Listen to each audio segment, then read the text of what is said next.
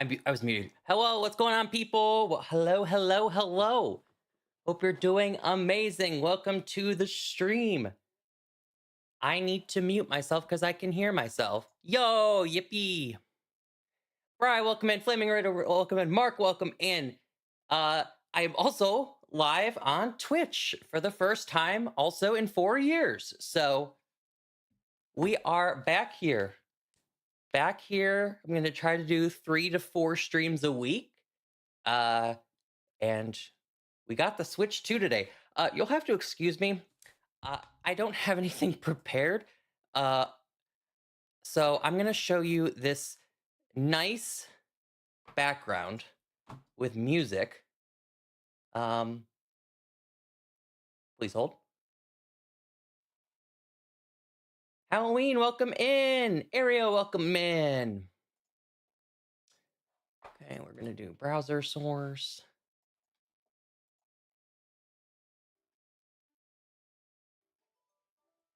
I just heard an alert. Hold on.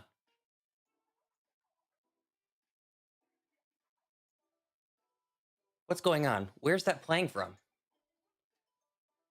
Ah!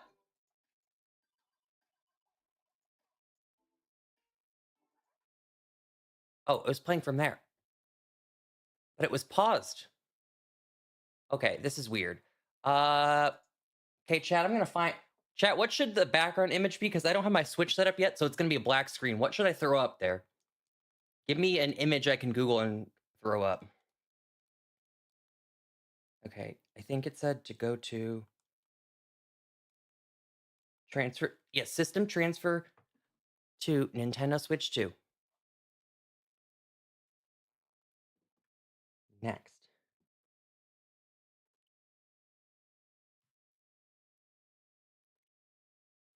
All right.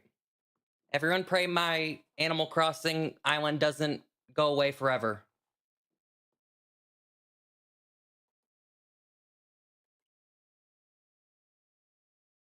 Oh, wait, before I finish this, do I need to put the SD card that's in my Switch 1 into my Switch 2? Since most of my saves are on there.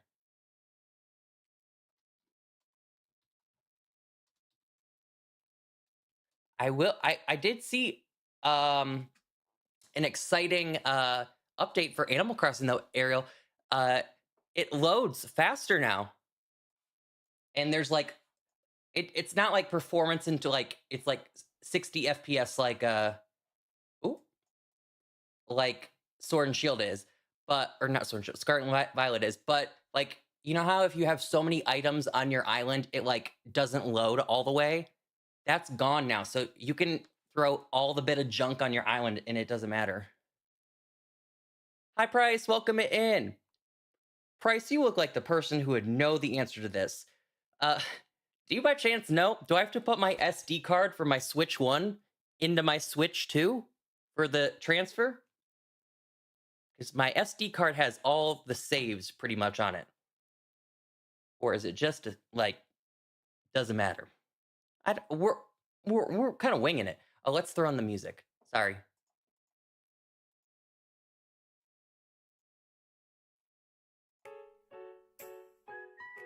Just a transfer.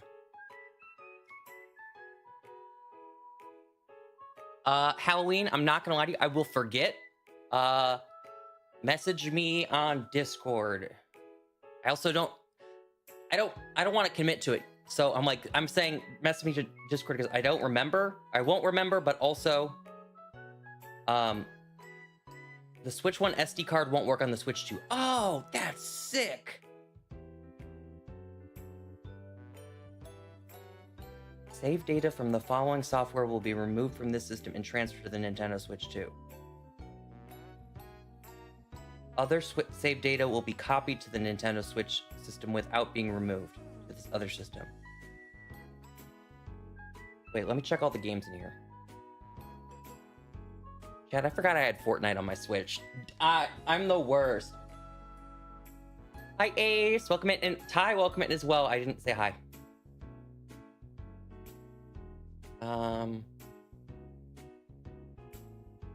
Why is it not showing all my games? I have way more games than this.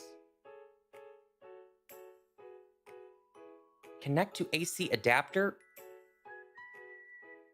No. What if I only have one AC adapter? My AC adapter's plugged into my Switch too, which told me to plug in an AC adapter to that. What do you want from me? What do you want from me? All right, let me go get like a USB or something like that so it shuts up and lets me do it.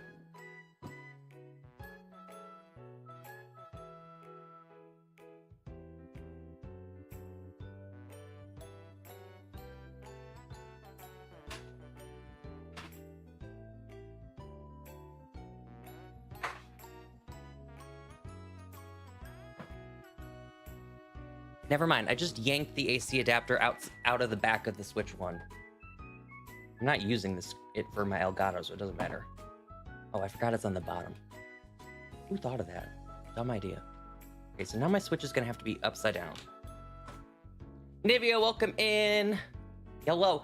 Also, it's just now dawning on me that the...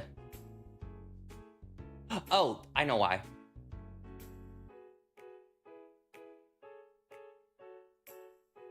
Look it.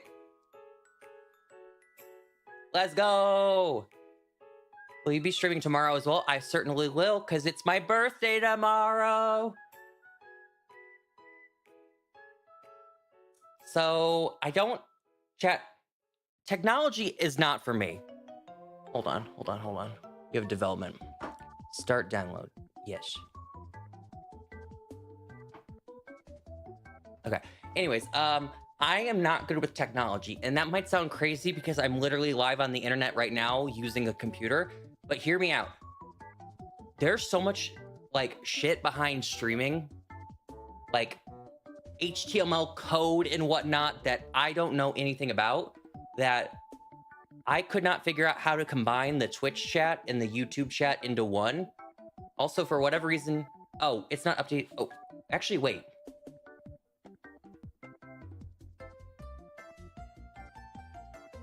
Okay, I put YouTube chat up there instead. So whenever someone types in the YouTube chat, now it'll pop up. Use this truffle. Write that down. Write that down.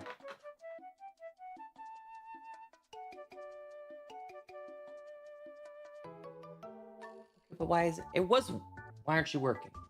What do you want from me? What do you want from me?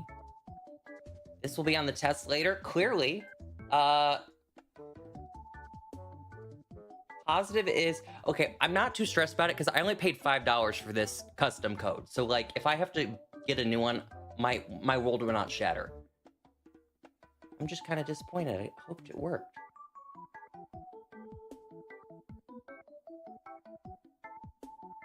Wessel! Oh my God, Wessel! It's been 8,000 years. How are you?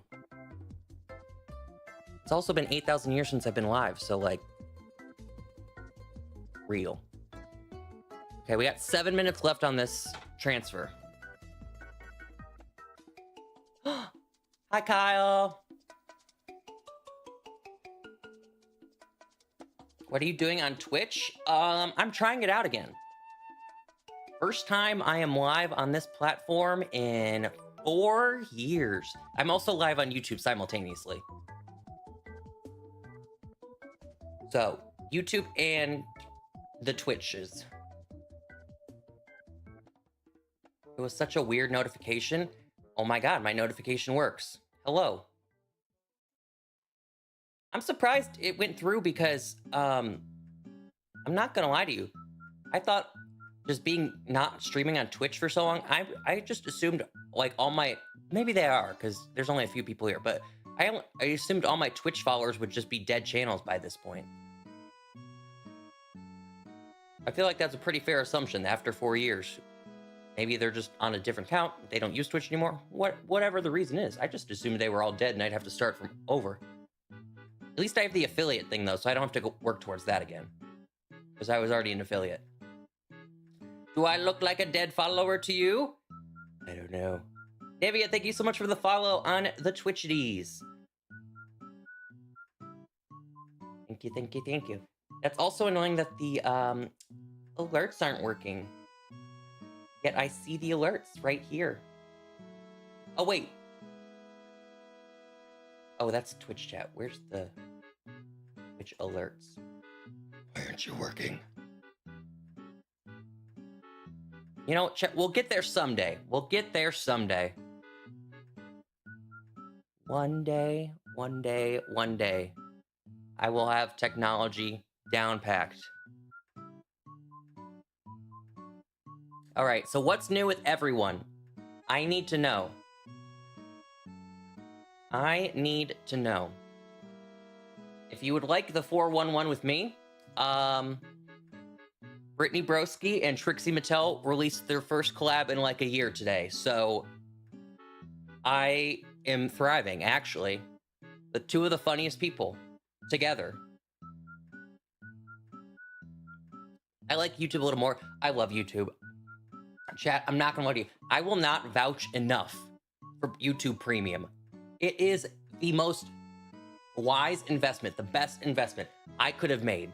I've had YouTube Premium, I want to say 3 or 4 years now. Oh, amazing. I haven't seen an ad in 4 years.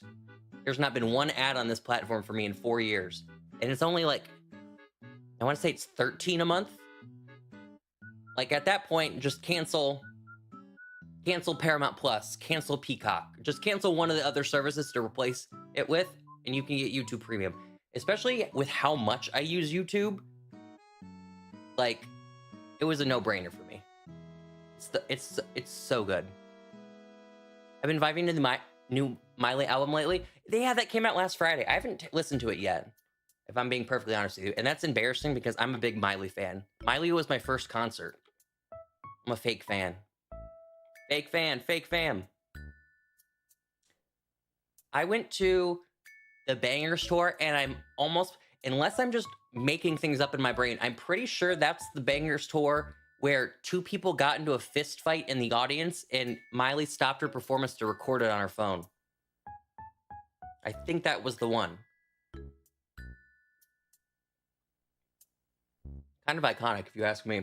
Just stopping the acoustic set to be like, yo, these people, world star, world star. I got a new car. I got a new phone the other day. Chat, this only cost $200. Can you believe that? I was like shook. They're like, your phone's so old that if you upgrade, it's only $200. And then your bill's only $4 more a month. Okay, say less. I went from I don't know, did I have a 12 or a 13? I had a 12 or a 13, either or. And I got the 16, but I got the 16, the big 16, the 16 plus. I love me a big phone. I had, way back in the day, I had the iPhone 6 Plus, and that was like the first time they ever did like a jumbo phone. And I loved it. Loved it, the size of it. And then they started making iPhones small again. So my life was destroyed and ruined. But now they're making them big again, so I got a big phone again. Great day. 12, 13 is old. In Apple terms, yes. In reality, no. You will survive with the iPhone 12, 13. You will survive with an iPhone like 10 and earlier. Honestly, the battery might not be good, but it works. I remember, I want to say it was the iPhone 8. Chat, that was the worst phone I ever had. I could not go 2 hours without charging my phone. Like, my phone would die in 2 hours. And then it came out later that they were deliberately sabotaging your battery with the iOS updates, so you had to upgrade to the new phone. And then they had a whole big lawsuit. I never signed my name a part of it, but dang, I should have. I was mad at them. How dare they do that? I got tiny hands, so I like a smaller friend. I have a Wooloo pop socket and a Togepi pop socket back in not South Carolina. I don't live back in Georgia. So I'm just waiting to put the pop socket on. But yes, like my fingers don't like. It's kind of hard. I don't like holding it without the pop socket with being this big. But with the pop socket, it's gonna feel good. How much time we got? We got 1 minute left. It says it's 100%. Huh? Setting up. Oh, we're back to 0%. Okay, we're starting. Oh, this one's zooming by. It just jumped to 19% or 30% in no time. Gamers, what should I do first? Should I do Scarlet and Violet first, or I should do Mario Kart World first?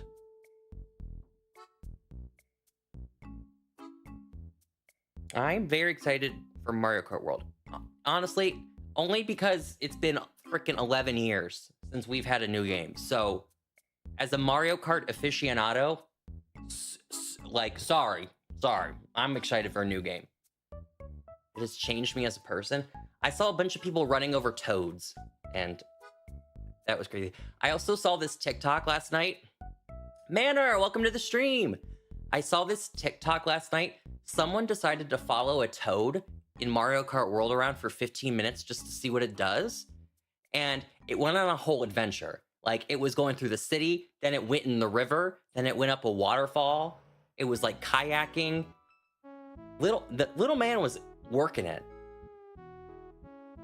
I thought I'd see the day where I was avoiding Mario Kart spoilers. I have not seen Rainbow Road yet. I have made it a mission to avoid Rainbow Road. What are you going to do in Scarlet and Violet? I just kind of want to see what it is because it's in 60 FPS now. So, like, it won't be a horrible, slow, buggy game anymore. It will actually be playable, which is good because the story in Scarlet and Violet, I loved Scarlet and Violet's story. It's just the performance of the game was so awful that it was just a mess. We got to test the lake. Honestly, okay, yeah, good game plan. Let's go test the lake and then Lag Tree Thicket. Lag Lake and Lag Tree Thicket, the two laggiest games in the area, and then we'll switch to Mario Kart World and do that. Download is complete. Next, screenshots and videos will be imported from the micro SD card that was used on the Switch.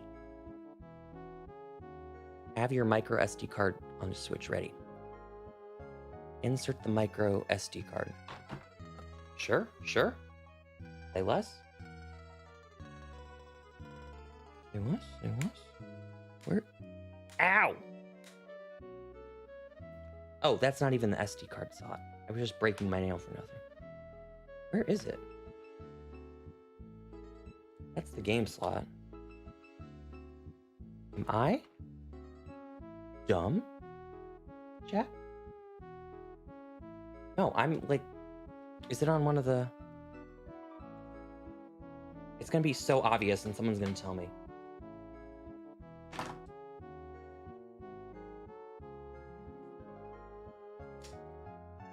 Where on earth is it? There it is. It is hidden. I'm not an idiot.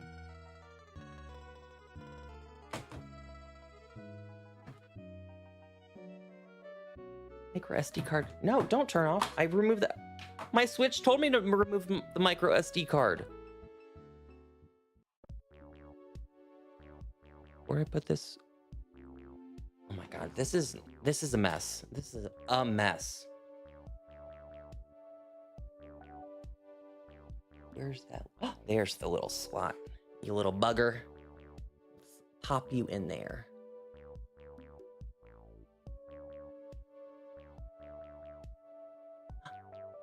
All right, popped in. To use this micro SD card, you will need a system update. Well, fine, if you say so. Hi, Kirsten, welcome in. I'm so excited for whatchamacallit, Rainbow Road. I'm so glad they didn't show Rainbow Road at all in any of the trailers or gameplay. They showed every other track except for Rainbow Road. I've seen a little bit of every other track other than that.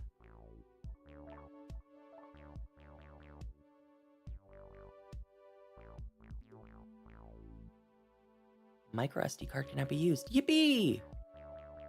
All right, it's copying all my 908 photos from my Switch.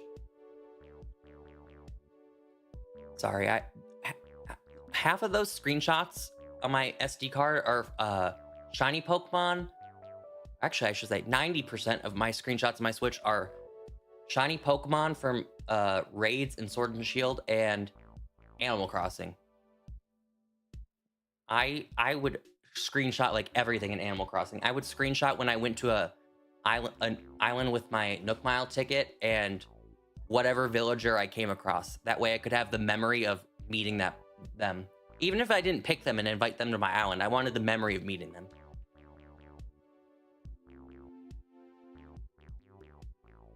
We're almost halfway done with copying the photos. That's so wholesome. I still have all the well, obviously I have all the pictures because I'm transferring them right now, but yeah. And then I always took pictures of when villagers came to the camp, because that's also how you can invite them to the island. But I'm not gonna lie to you, I never got anyone from the camp that I ever was like, come to my island. It was always the ugly villagers.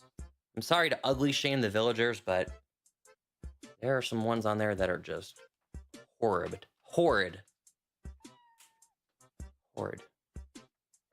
Alright, I'll wait a couple months before I get Switch 2, but I can't wait to play Tears of the Kingdom on it again. Ooh, that's another one. I didn't bring Tears of the Kingdom with me. I had to make a very hasty trip home. I had bad news happen, and then the next day I had to drive home. So I did not bring my games and stuff. I only had Pokemon games already packed. So I don't have anything else, like Tears of the Kingdom or anything. Annika still excludes me. Who eludes me? It was, it wasn't Sherb. I got Sherb. It wasn't Cookie. I got Cookie. I got Eric. Oh god, it's gonna destroy me that I can't think of the last one I wanted. Screenshots were copied. Remove the SD card. Sir, yes, sir. Alright, SD card has been removed.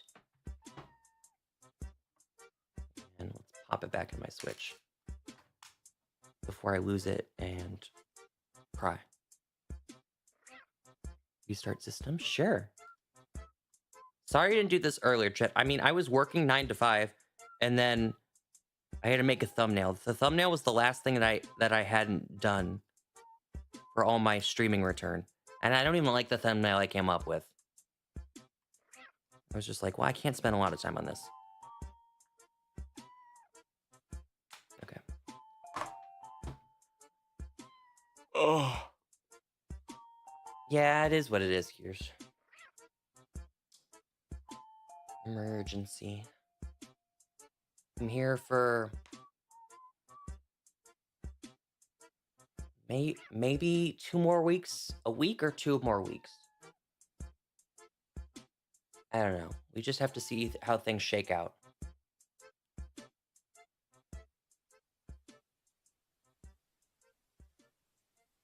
Life do be lifing. System transfer complete.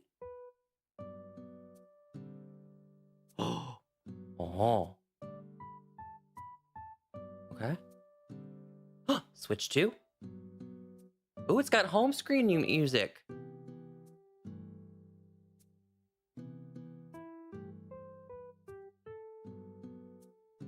Oh, thank Jesus. Everything's here. Scarlet and Violet's loading. Thank God. Oh, that is just a huge relief.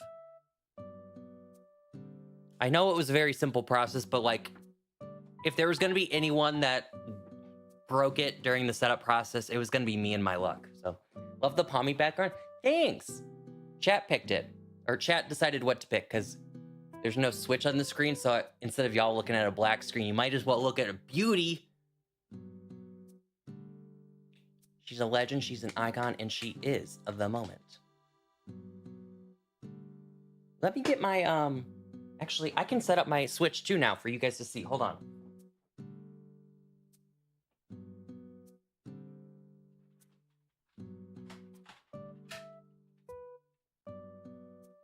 Wait, okay.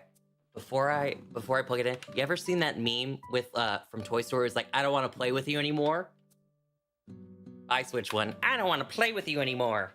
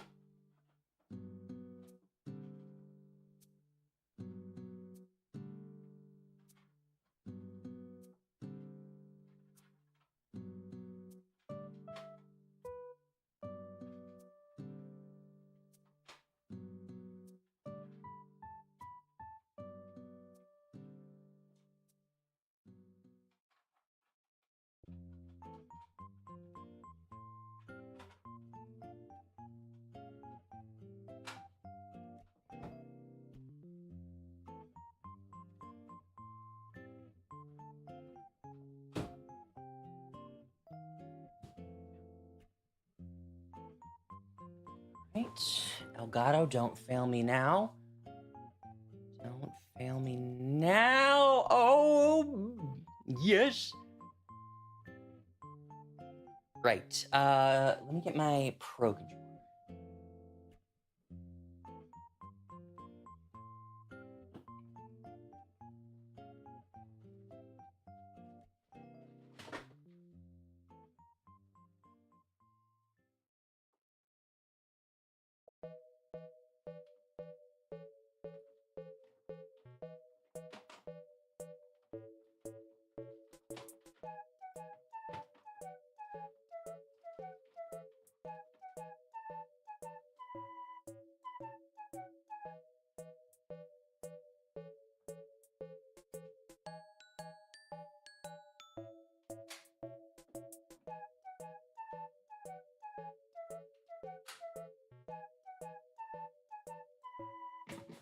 Okay, Pro controller's not an option because it's dead and I don't have a USB. So we're gonna rock with this. What do you call this? I mean, it's a controller, but what do you call it? Oh crap, let's put Scarlet and Violet in. I believe it's in my, that's not the, I believe it's in my Switch. It is, okay.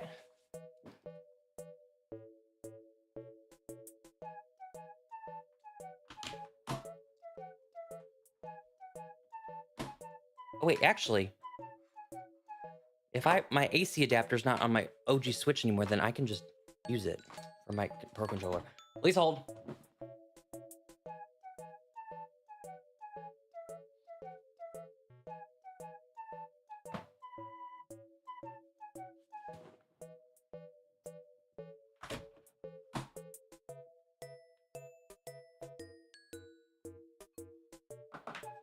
And I probably should have Twitch open on the side since the alerts don't really work. I'm not saying I'm gonna get rated, but like, I would hate to miss someone like that.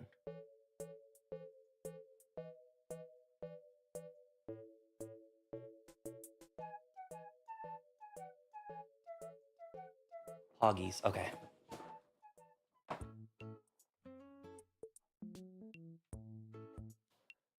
My Switch there.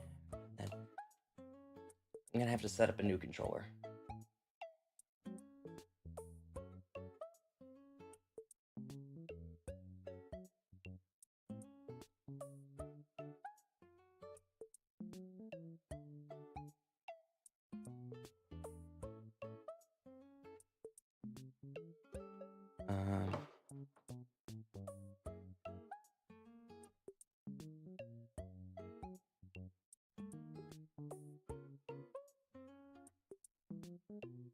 I don't know how to do this.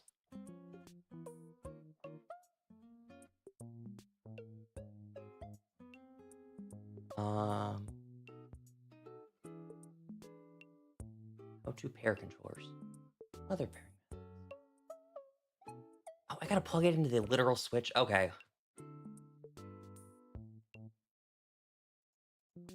Hold on, chat. This is killing me.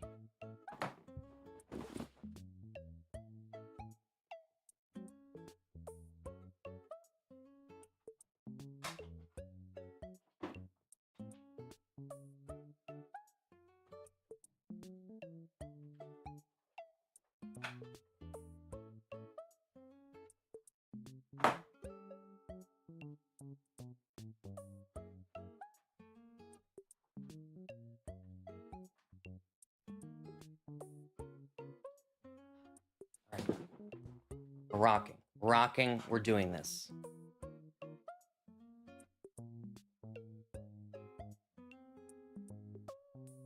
My Switch is docked. I can't do this without it.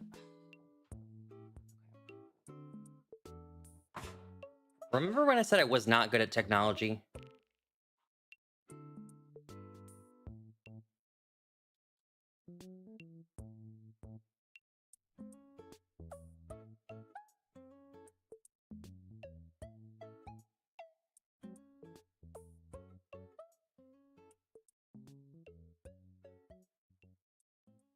It's plugged in.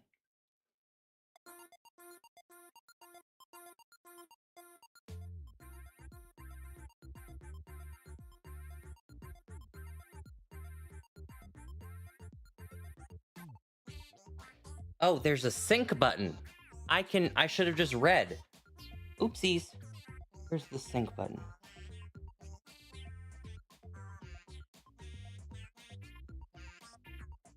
Oh. Talking about the controller sync button.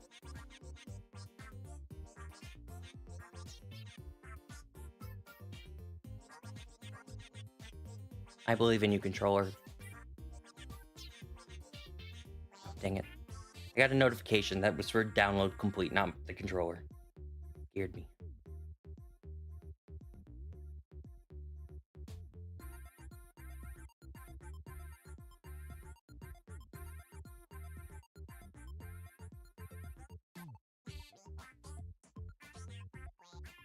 Oh, press L and R on any control.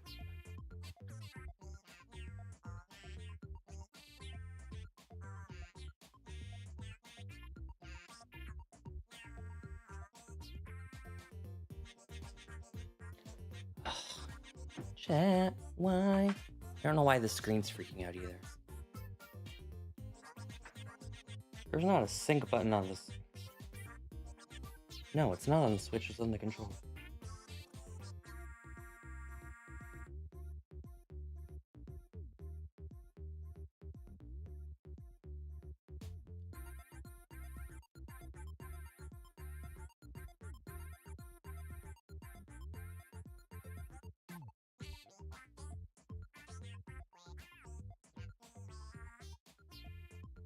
Oh, is it because it's out of battery?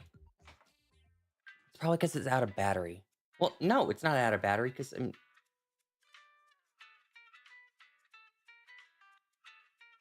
Chat, we're gonna just have to table this. I'm gonna have to use the janky controller. How do I open this? Chat, I don't have nails for this. Come on, open.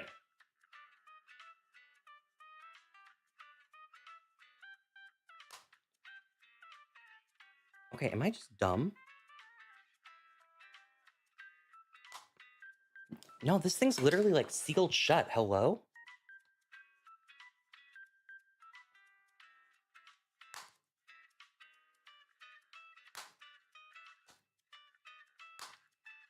No, I'm not even joking. This thing is like...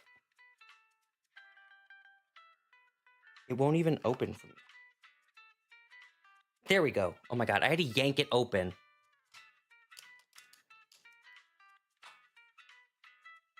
Okay. Minor heart attack. We're almost there.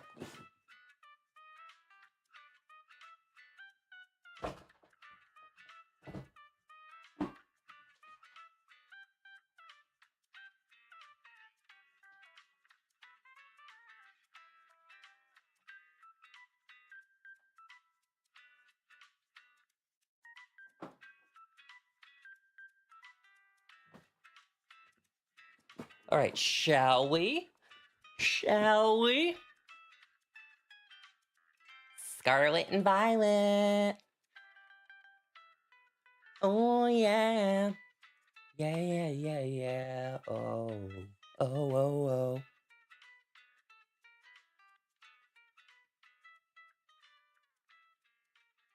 Yippee!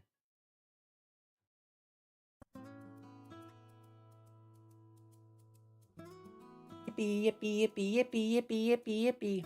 This time on Glee. Oh crap, I'm in the middle of a story. Okay, but who cares? Oh my god! It's so beautiful. It's so beautiful.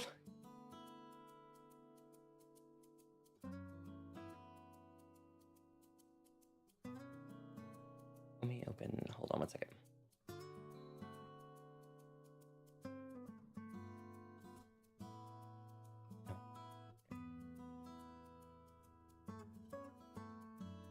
Yes, I know my camera froze. I know. 1 second. I know it froze. I know it froze. I know it froze. I know it froze. There we go. Sorry, my capture card registered Or my camera registered instead of my capture card. All right.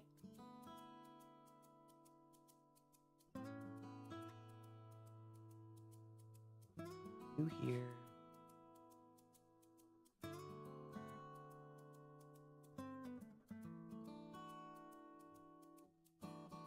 Promise, chat, I promise. Just bear with me. Okay. All right, I'm not gonna save, but I'm gonna get out of here. How does one get out of here? Oh, right. What? We're gonna go to lag tree thicket? Okay, let's go to lag tree.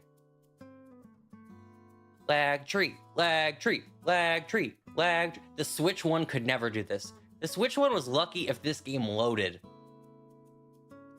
Do you know how crazy it is though? If you get Legend ZA for the Switch one, you're just gonna have a buggy game. We already know it's gonna be slow. Like if Scarlet and Violet couldn't run, imagine a new game 3 years later. It's not gonna run well. It's only gonna be good on the Switch too. Oh my god! Look at how clean this is. Wow. Wow. Living, laughing, and loving it. I got Oranguru. I love Oranguru. Underrated mon right there. Wow. I really don't know how to... Oh, my bad. Didn't see you there, homie. Didn't see you there either. Can we zoom out a little bit? There we go. Oh, no, we can't zoom out. We're like...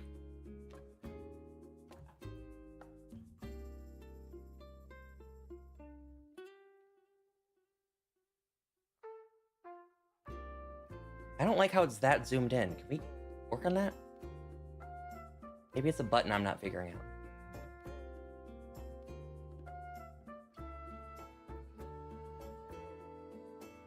Okay, so this is widescreen. This is zoomed. That's medium, and then this is widescreen again.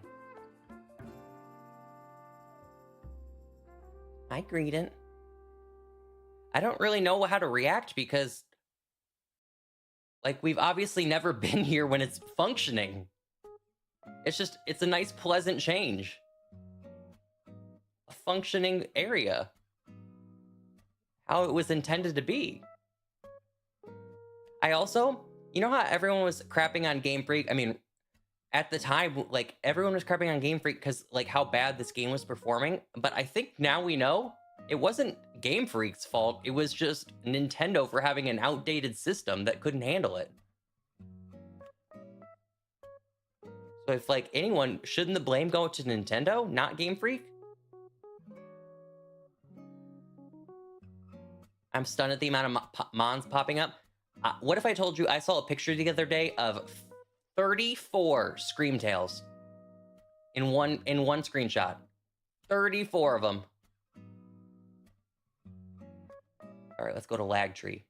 Or not Lag Tree. Let's go to Lag Lake. I keep grabbing my old Switch controller, forgetting I have the new one. I didn't get the Switch 2 controller, unfortunately. It's just so expensive that I'm just gonna have to use my old Switch 1 controller. I mean, what am I missing out? The chat feature that I'm never gonna use because I have Discord?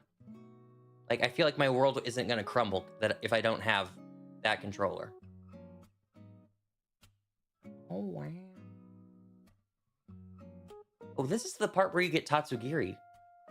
Oh my god, I'm getting war flashbacks to the Tatsugiri hunt. That was the hunt that never ended. It goes on and on, my friends. My friend bought us the camera. Just no shade, Nintendo, no shade. Discord exists. But I guess to counter that argument of Discord exists, Nintendo wants monopoly on everything. Like, if they have, like, there's like a big feature out there, they'll just use it for themselves or like amplify it so that they can have their own Nintendo exclusive version. Just like with games. You can't play Nintendo games on other consoles or on PC. It's just Nintendo. They will never allow them elsewhere. All right, we're going in the water. Yippee! Just keep swimming. Just keep swimming. Look at all the Mons.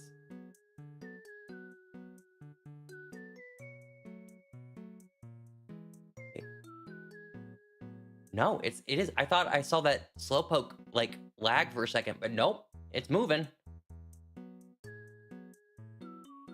Pokemon still do like pop up out of nowhere. I don't know if that's necessarily a performance issue or more so just how they spawn.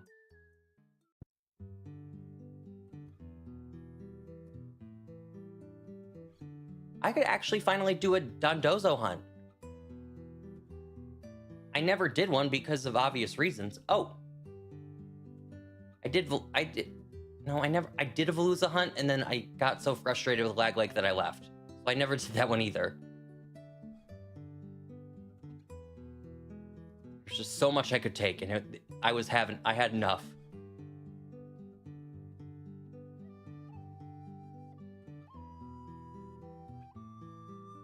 Wow. That was the torture. It was. Oh my god, yeah, I forgot. It was to torture me. I don't remember. I remember it being a torture from your super chat. I don't remember why I prompted it though. Why did I willingly offer that up? Why did I offer up my soul? I'm still sorry. I mean, you don't need to apologize because now I can hunt for it with no problems. All right. This was fun. Let's do this again. But I need to redeem my code.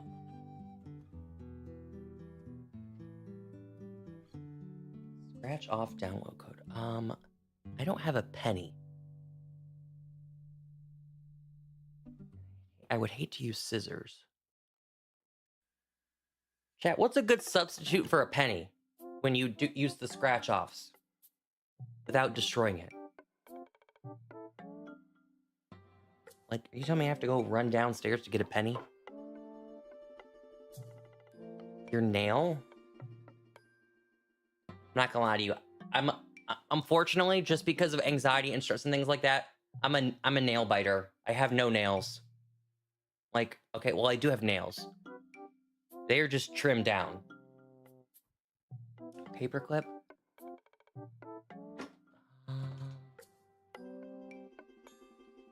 Chat, what if I use the edge of sunglasses?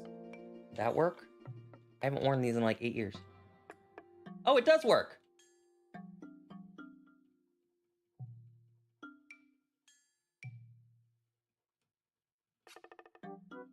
Shout out to these pair of sunglasses. I'm sorry. Wait. I gotta pause real quick. I would never wear these now. Chat, are these not the most like straight boy glasses out there? I was still straight when I wore these.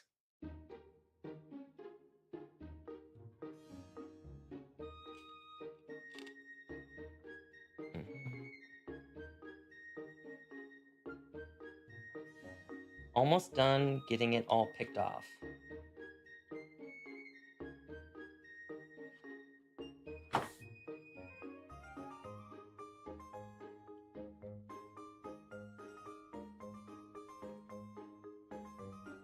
All right, I think I got it all. Yup. Yes, sir. Yes, sir. Enter your PIN.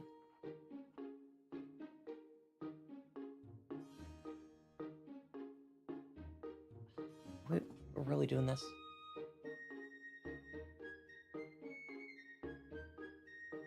Please hold. Please hold.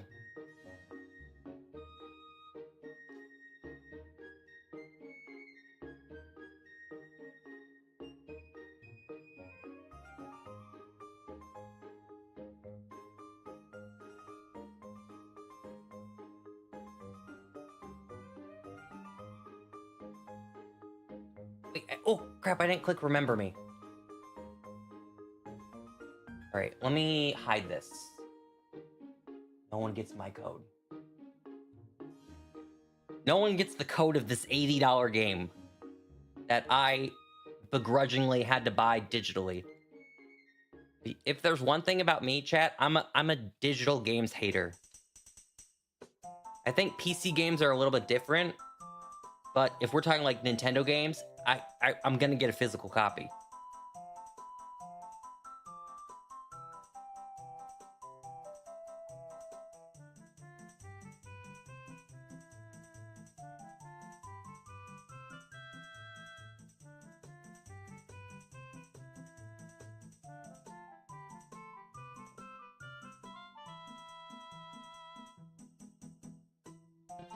Wait.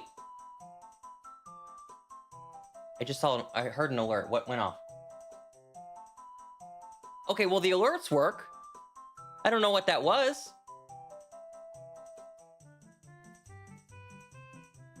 Whatever that alert was, thank you.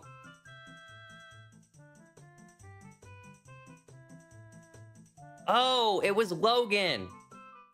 Thank you for being a member for 39 months, a tier 3 member. Oh, I appreciate you. Hardston, welcome to the stream. I hope you're doing swell. Nice to meet ya. Nice to meet ya. What's your name? Thank you for being a member, Price, for 43 months. If you guys didn't hear me earlier, I'm coming back to streaming. I'm gonna do 3 to 4 streams a week. I'm not gonna lie to you. The reason why I stopped streaming, because I just got burned out. I was like miserable. Forcing myself to play Pokemon, I couldn't do it anymore. It just sucked the joy out of it. I haven't really played Pokemon since 2023 when I was last full time. So I think the best thing for me, just like mentally, is to just do like, I don't want to say part-time, but I guess part-time is the correct way to describe it. 3 to 4 days a week. That's what I'm trying to say. 3 to 4 days a week, I'm going to stream. I want to have nights open some nights because I know I have therapy one night every few weeks, so I can't stream that night. And then I'd also like to go to the gym a few nights too, so I'm like, I can't do that if I stream. Otherwise, I won't get home till like 11. And I'm not like already in bed by 11. I'm a grandpa. I fixed my sleep schedule. Chat, since I last streamed, since I was last a full-time streamer, I fixed my sleep schedule. I take a melatonin every night. I'm out by 11:30. Conked out. I'm gone. Oh, you guys can't see this. I mean, you can't, there's nothing really to see.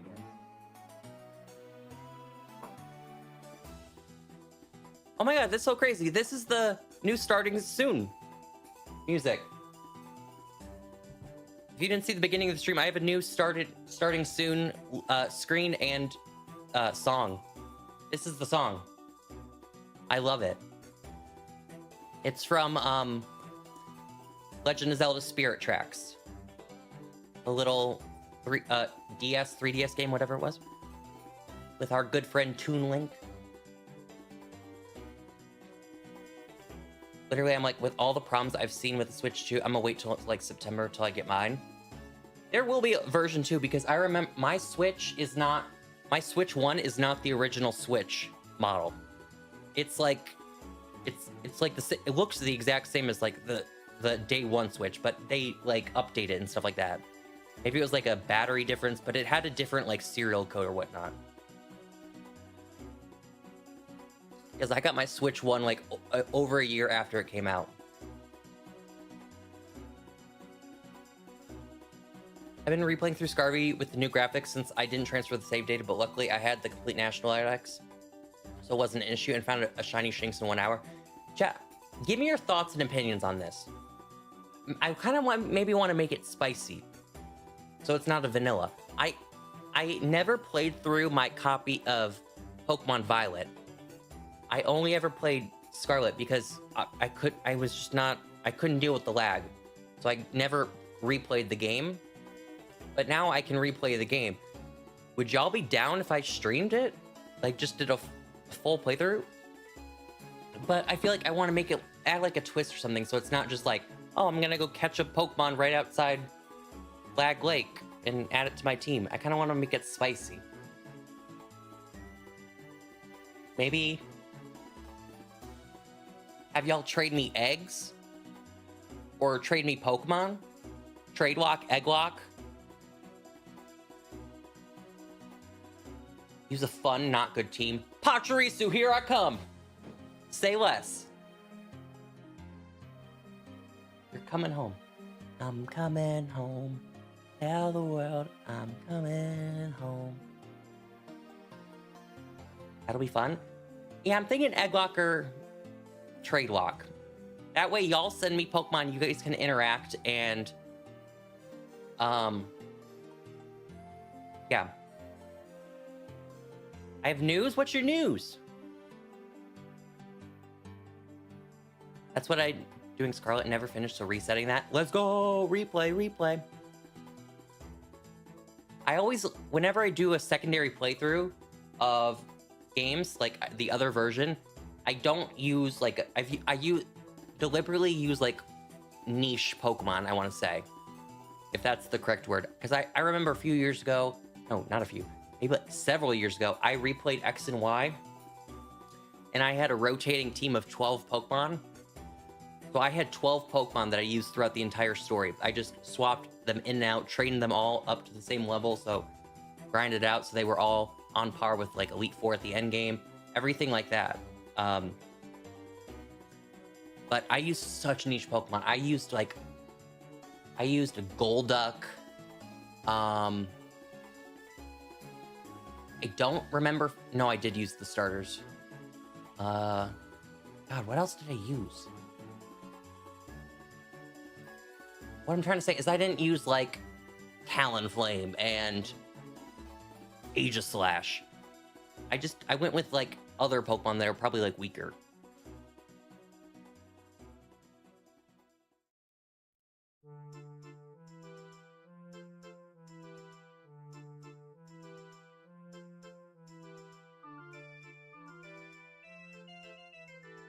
No, you're not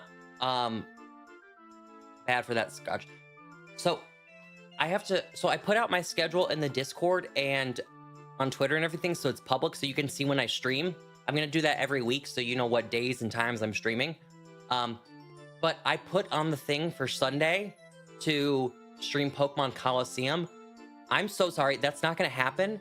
I was under the assumption that it was gonna be in the GameCube digital virtual console, because it was in the original trailer. You know how they like scrolled through the GameCube games? But it's not there yet. They only have 3 GameCube games on there, and Coliseum's not one of them. So I can't play it. But whenever that game does get released on the virtual console, I'll play it. I'll play it live on stream for the first time, because I've never played Coliseum and I've never played XD. I played like 2 hours of Coliseum. It was very grindy, and I got like frustrated because I was just doing it like without any entertainment. So I feel like if I stream it, it's gonna be more fun than just sitting here silently at a computer playing an old like game where you just have to grind levels. Egg might be fun. That's so true. With how much, because the second you get an egg, you can just level it up to the rest of your team. And obviously, like we did with previous egg locks on the channel and trade locks on the channel, we'll have level caps. You can't send me like hacked eggs. You can't send me like a Xerneas hatching out of egg. I'm gonna know it's hacked. But you can send me like, I don't know. You wanted to send me a Snover and an egg. I mean, let's do it. I've not played GameCube games in years. I know why they didn't add Mario Kart. I'm just sad they didn't add Mario Kart Double Dash. Double Dash is such a fun game. It's so unique. It's unlike any of the other games in the series. It's because you swap between characters. You have 2. That was the first game that had 2 items. Every character has a specialty item too. So like DK and Donkey Kong, or DK and Diddy Kong, They have like a giant banana that only they can roll in an item box. Bowser gets like a giant shell. Like, it's just so fun. The only thing about that game is that like, there's only 16 maps. So there's not a lot like to do after you beat the 4 cups, but it's still really fun. A few weeks ago, I met Sam. Oh, you met Sam? Oh my God. Colleen Quickenbeard, and Todd Habercorn. Jocko. I was like, Jake, who? Jocko. At the Comic-Con and got all 3 signatures from them. Oh my God. Wait, was the Comic-Con here in Michigan? I was at MomoCon 2 weeks ago. Yeah, if you want to know the existential crisis, I'm gonna trauma dump on you about the awful 3 weeks I've had. All right. This is so 3 weeks ago today, I came down with a fever and the most crushing headache, migraine, whatever you want to call it, I've ever had. I had never experienced headache pain, migraine pain like that before. It was awful. Like, I could not move. The second I moved my head, it felt like my brain was moving inside my head. It was that type of headache. It was horrible. And I had neck pain, fever, and I had like a rash that got on my legs. So I went to urgent care, and they're like, yeah, so bestie, you have all the symptoms for meningitis. And I was like, okay, so I'm gonna die. Okay. That's fun. I'm gonna die. And they're like, if your symptoms don't improve in 48 hours, don't go back to urgent care. Go to the ER. I was like, oh, so I'm gonna die. That's fun. When they tested it, they knew it was not the bacterial, it was the viral meningitis thingy mabobber. So it wasn't the bacterial one. The bacterial one can actually like render you dead. That's the one where you like die. Viral is more treatable. So I had the viral one, but yeah, the headache and fever didn't go away. I had a fever for 5 days, chat. I waited way too long. I went to urgent care twice. I waited way too long to go to urgent care the second time. I was like, oh my God. I knew once the fever hit the 5-day mark, that's when you have a problem. You cannot have a fever. You should have a fever more than 3 days, but it can go up to 5 days. I just pushed it to the absolute limit because I was like, I don't want to spend money at urgent care. I don't want to spend money on prescriptions, whatever they give me. It was just a whole thing. So I just pushed it and delayed it as long as possible. So I didn't have meningitis. That's the end story. I don't know what I had. I have no clue what I had. Whatever that was, rendered me dead. I tested negative for everything. Flu, RSV, COVID, none of that. Had none of that. And I knew it was none of that because my symptoms were a headache. I didn't have like a cough. It wasn't like I couldn't breathe. And then here's the next part. So that was like 5 days. Then it's MomoCon.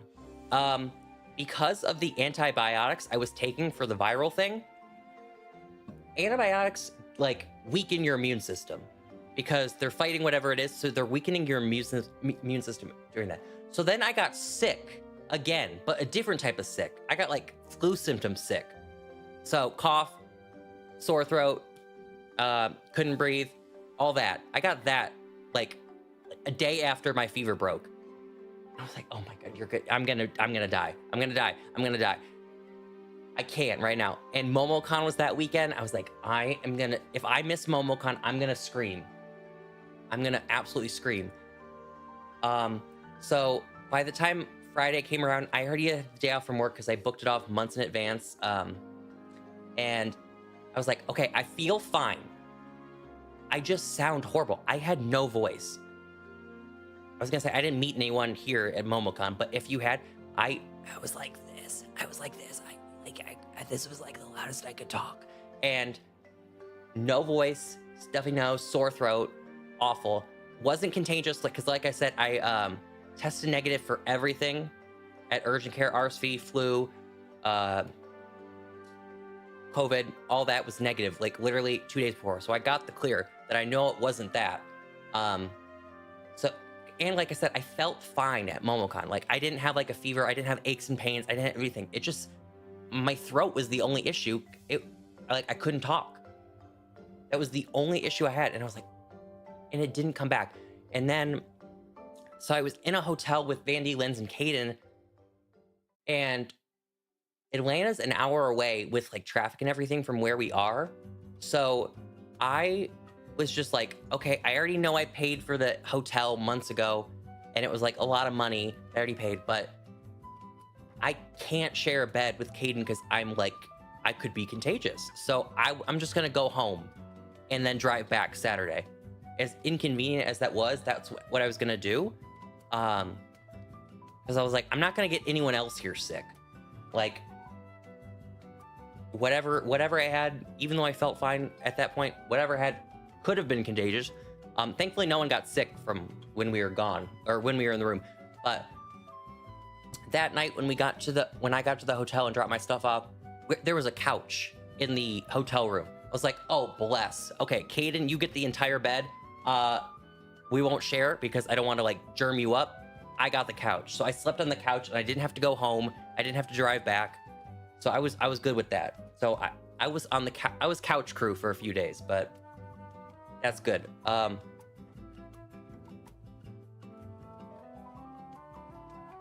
Scotch, I know. He shared his horrific. Yeah, I'm just telling you how I almost died, and everyone's like, oh my god, yeah, I went to this con. Yeah, I met this dude. Love it. Price, I would love if you were at MomoCon. You're at AWA too. No one went to AWA last year because it was like 10 days before Christmas. So no one was there. But Price was there. I saw him. We hung out for a little bit. I forgot what we were in line for. We were in line for something. And we were sitting on the floor. What it was for, don't remember. It wasn't anything I went to. I don't know what it was, but okay. So then, yeah. MomoCon ended that Sunday. I got home. Like I said, no voice. My voice didn't come back until last Wednesday. No, even after that. It was like a week. Like last Friday. I had I had no voice for 10 days. And like I said, felt perfectly fine. There was no ailment. It was just I had no voice and I couldn't fix it. I don't know what happened, but got it. It's back. And my voice back, so whatever. So, well, like I said, my voice, I've been in Michigan for over a week, so it came back last Friday. I was already in Michigan at that point. However, Sunday, when I got home from MomoCon, is when I got the emergency call. So my mom waited to tell me until I got home. She already knew I was at the con, so when it was like the afternoon, she like texted me, she's like, are you home yet? And then I was like, yeah, I just got home, I had fun. And she's like, okay, I have to call you. And that's when I got really bad news. So the next day was Memorial Day, so that's when I drove home. I had the day off from work because it's a federal holiday, but I drove home that day. Like in the span of 12 hours, I was gone. And yeah. And then last week was a mess because I can't get into it, but like last week was a mess. I'm good now. It wasn't me, the emergency, but yeah. So that's my 3 weeks of hell. It's back on track this week. So things are looking up, question mark. Although everyone pray for my grandma, please. The emergency didn't have anything to do with my grandma, but like my grandma's like a separate issue right now. So everyone pray for my grandma. Or if you don't pray, send the vibes, send the vibrations.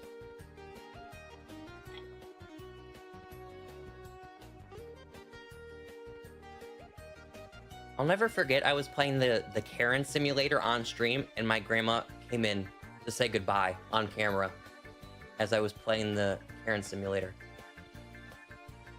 She would have no recollection of that just because of memory, but like, I remember it. It was like wild. All right. LR. Oh, wait. Okay, so let's do free roam real quick. that I can get a feel of the game. Oh, we are wobbly in this game. Okay, we're wobbly.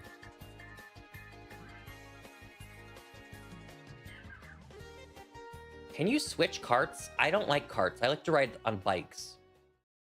I probably have to unlock it. I'm answering my own question.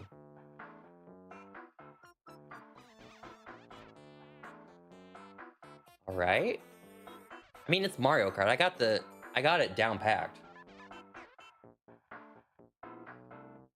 It's just Mario Kart. Let me do 3 laps of this course. I can get like a true feel. And then I'll free roam around. How do I get up on the railings? Okay, definitely not that way. Do not ram yourself into a wall, chat. That's not how you do that. Oh, here's a shortcut. I'm not gonna go on the power thing.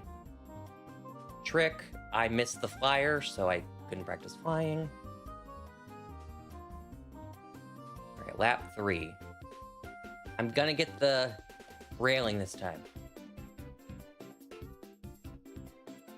I got this, chat. I got this. Oh!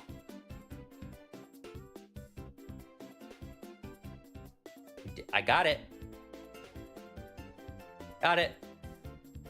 Okay, I couldn't get the wall.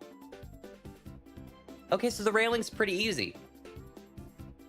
You literally just drive up to it. You don't even have to press a button. Okay, let's see. Let me get the glider correct this time. Whee!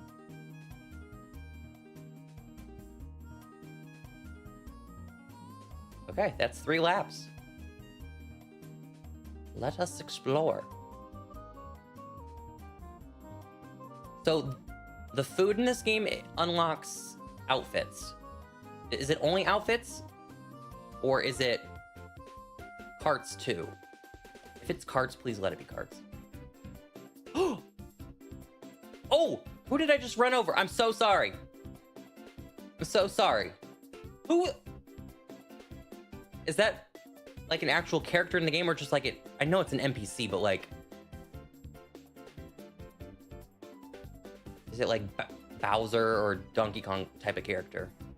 Not like a Shy Guy or a Toad. Come back. I'm trying to see who you are. Come back. Oh my god, why is he so fast? Literally, I cannot catch up to him if I tried. Here's the gold mushroom. Who are you? Who is that? Oh, it's Charge and Chuck. Okay, so it is literal characters. Dad, are you telling me I can just like stroll by Donkey Kong driving around for fun? It's kind of lit.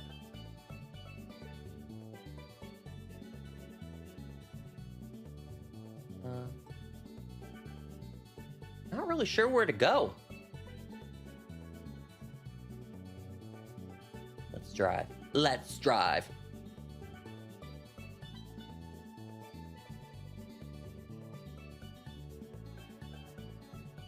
Oh, I didn't mean to jump off. Oh no. Wait, are these stars? Can I pick up these stars? Wait, go back.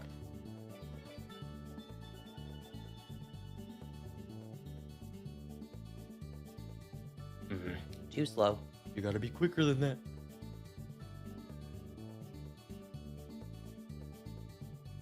Whee! Oh my god, this is fun. I actually kind of like the glider change. How it turns into a plane and not like an actual glider item. I didn't know if I was gonna like that or not, but I do like it.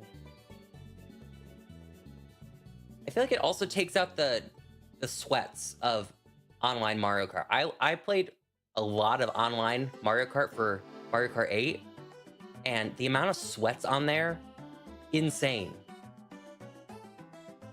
It's just the same. It was also like the same like characters too. It was Waluigi on the teddy bear cart, and that was like the best combo in the game and crap like that.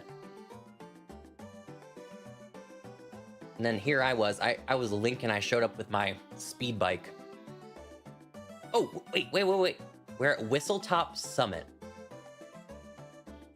Okay, so this is another course. Whistletop Summit. Oh, okay, I remember this one from the trailer. Or not the trailer. Maybe from the trailer, maybe from the treehouse.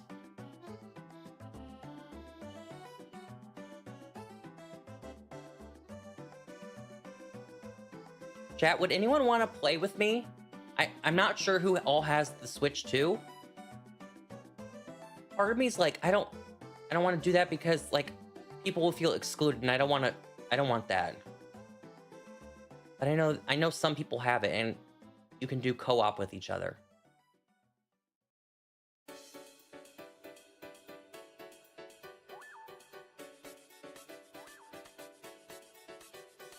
So you can literally drive this entire course on the railings?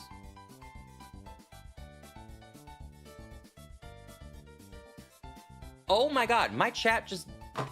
I was like wondering why it wasn't updating. Oops.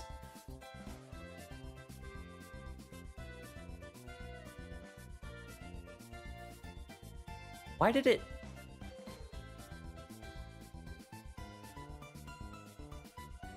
Okay, well, I exited out of it. How do I get it back?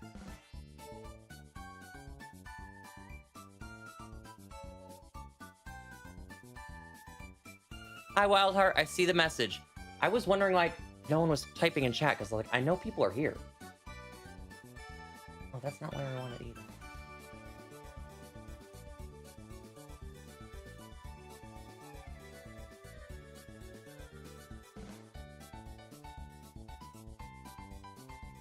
God, I don't like OBS. We really don't like this.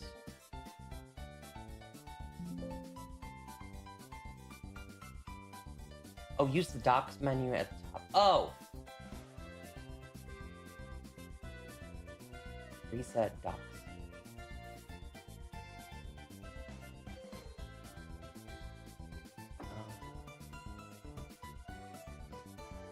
You didn't give me the chat back.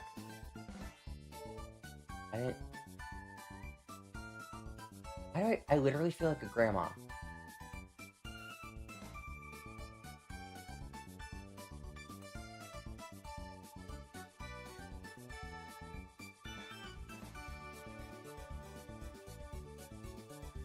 That's not what I want. Back in my day.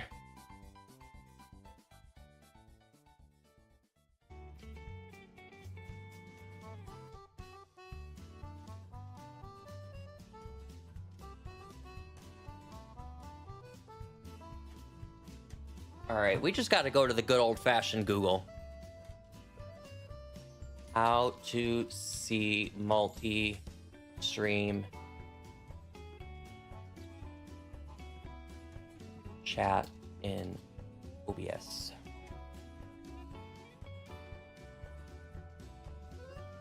How about this? Multi-stream.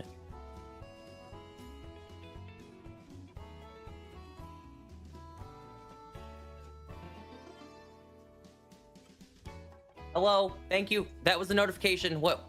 Wildheart, thank you so much for being a member for 36 months. I need to make those bigger. Write that down. Write that down. Write that down. I hear it, but I can't see it because it's so tiny.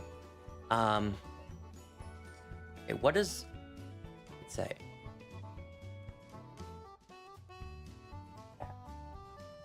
Docs.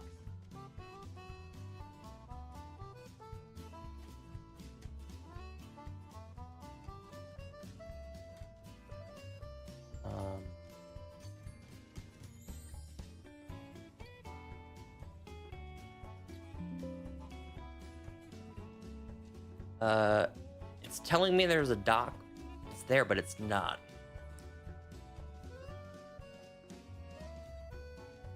Disconnect and reconnect your... Well, I can't do that.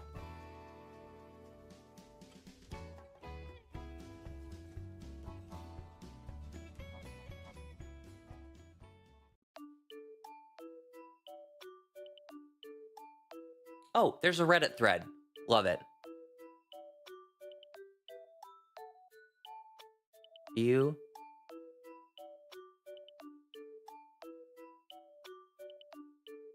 Reconnect.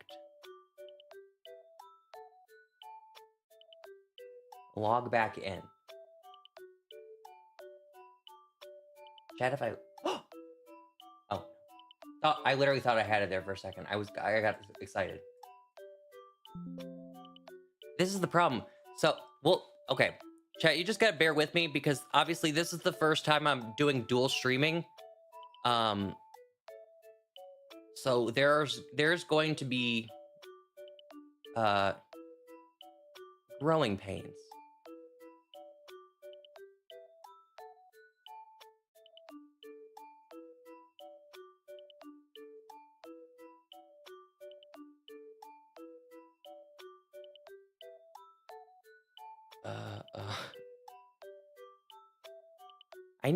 I know I have like no viewers on Twitch right now, so it's not like I'm like not. I know Wessel's there and chatting. Maybe I don't know if Wessel's still there, but obviously I want the chat. I want to be able to see the chat is what I'm trying to say.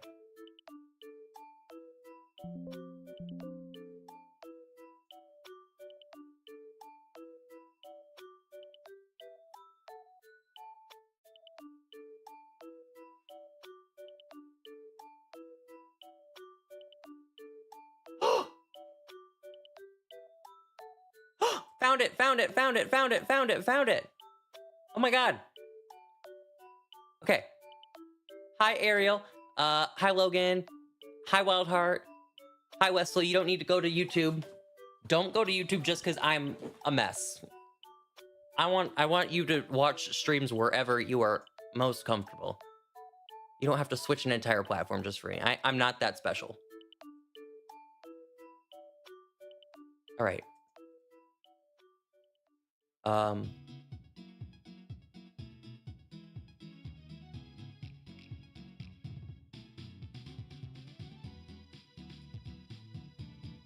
Someone do me a favor and chat-a-rooney and Wessel's work on Twitch. That's not the problem. It's the YouTube one that's not updating. Oh, it updated. Oh, okay. Chat, that's what you missed on Glee. Okay, well now I know how to fix it. Why did it break in the first place? Don't know.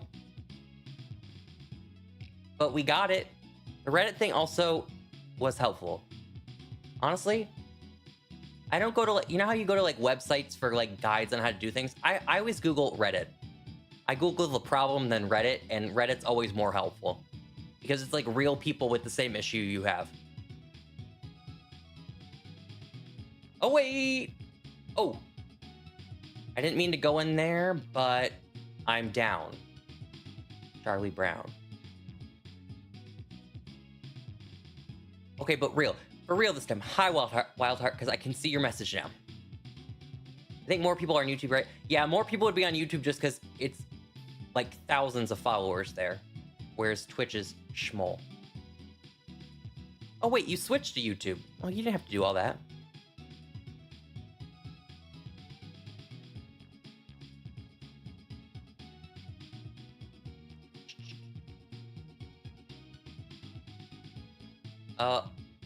Okay, I want to try the power thingy-mabobber. Also, because my chat broke, I didn't see messages. I want to play with viewers, but I also don't want people to feel like excluded because they don't have the Switch 2 yet and get like FOMO or just be like, oh, I want to play so bad. I don't want it to be like exclusion. Do you know what I mean? Show the train how fast you can go. Oh, okay, we're rocking.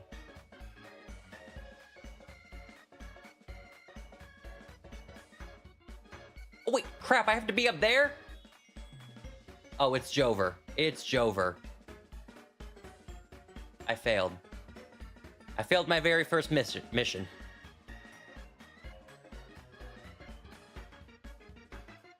All right, we're doing this again, and we're getting the thing right.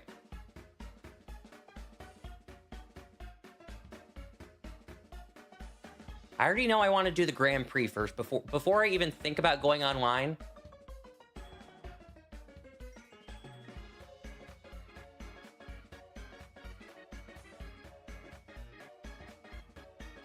That was legit.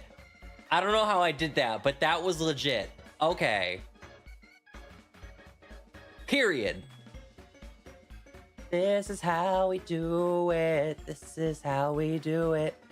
This is how we do it. Oh. All right. How do I... Oh, change character? All right. I'm going to be so perfectly honest with you. I already knew what the screen looked like from the Nintendo Treehouse. I hate the character select screen. It is awfully laid out. It is so bad. Why do you have all these characters there, then you have Mario in a special costume? Hi, E.T. Like, why are the costumes and the characters mixed together? Like that, it's driving my OCD crazy. Do I have Toad yet? Do I have to unlock Toad? No, I don't.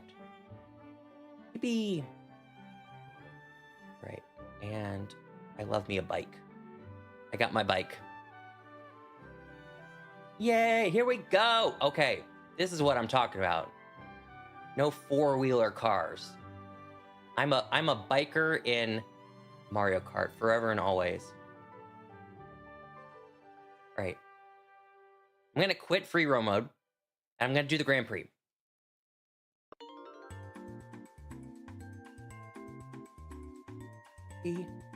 Oh, I gotta try Knockout Tour too.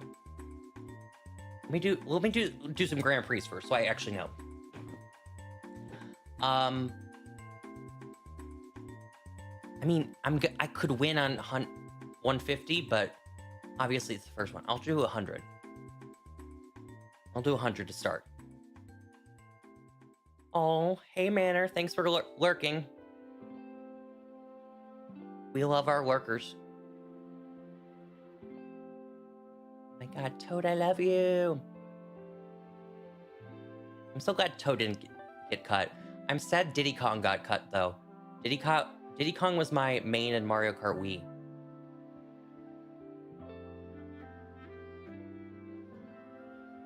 And then I was Link in Mario Kart 8, but I already knew Link was gonna get cut. That wasn't...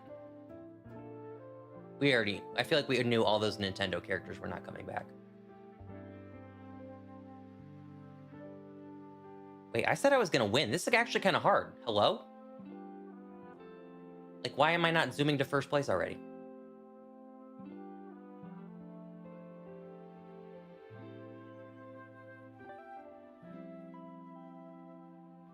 I'm in 6th. Obviously, there's added people with 24, so it's going to be harder to place high with so much going on. Okay, there we go, I'm in 1st. Okay, now if this was Mario Kart 8, I could just maintain a steady lead the entire time.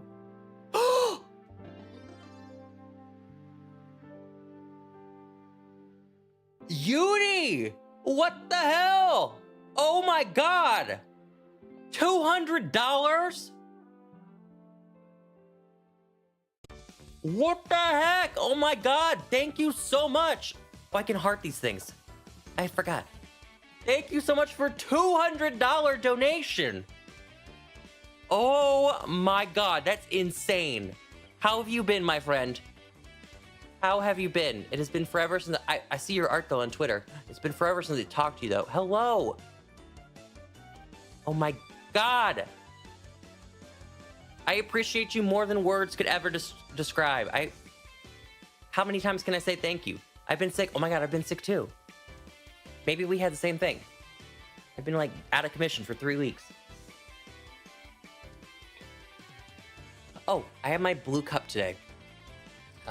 We got Gumi, Rainbow Monkey from Codenamed Kids Next Door, Belly Bolt, and we have Pumpkin Togepi.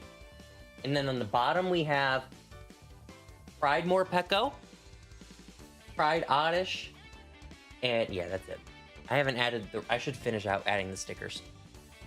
Love the Rainbow Monkey. I know, it was such a niche sticker to find at a con, and I was like, how can I not buy this? It unlocked a memory I didn't even know I had. I totally forgot about Rainbow Monkeys. Just like out of my brain. Being the first summer of being director, so main boss, let's go! How many times have we heard the horror stories? Now you're in charge. Run that thing like a boot camp. Get in, kids, get in the bus.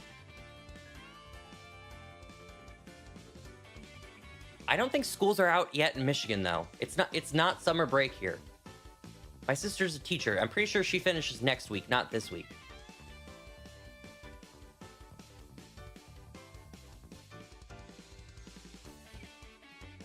My brother's out. Maybe it's select.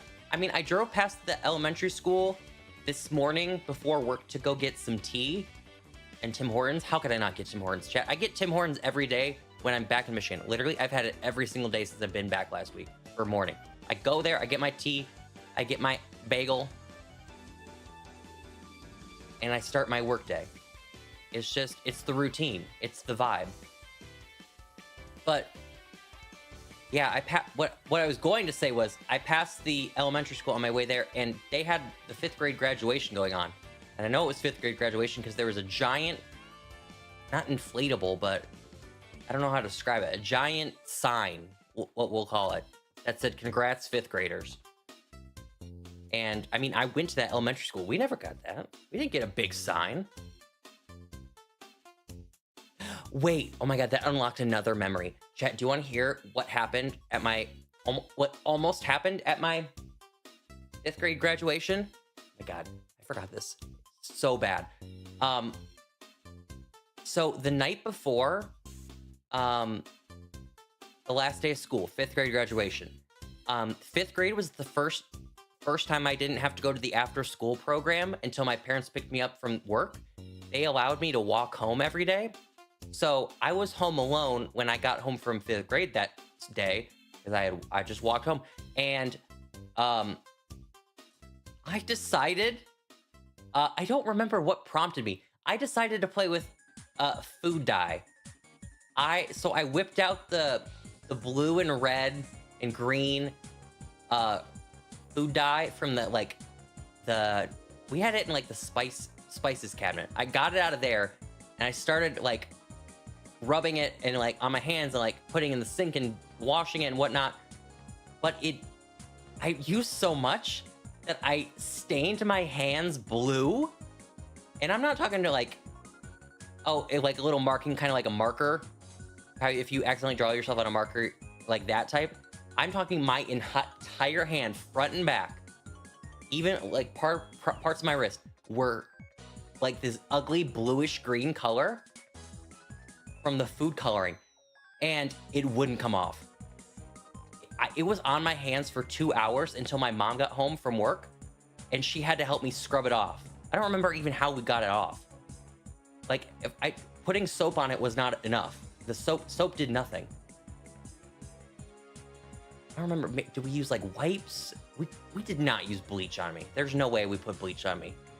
That would never happen. But I'm trying to think of like what would have gotten it off. So thankfully we found out however way, I don't remember how we got it off, but like I said, we got it off that night. It took several hours. So my entire day after school that day was getting food dye in my hands and, oh my God, Charge and Chucks are here. They're everywhere. And cleaning it off. And then I almost, if I didn't get it off, I would have had to show up the next day at school with blue hands for my 5th grade graduation. That reminds me of the episode of Drake and Josh when Megan dyed Drake's hand and feet. Oh my God, that was so funny. And but he Googled how to get rid of his rash or whatever he had that Megan gave him, and she had to, not the rash, no, he had like blue feet or blue hands, and didn't he have to put he soaked himself in lizard pee, I want to say, Drake and Josh is wild. I'm pretty sure it was lizard pee, but it was definitely pee that he had to soak his hands into to get the lizard or the dye off. What a wild show. I just rewatched Drake and Josh a month ago, actually. It's on Netflix.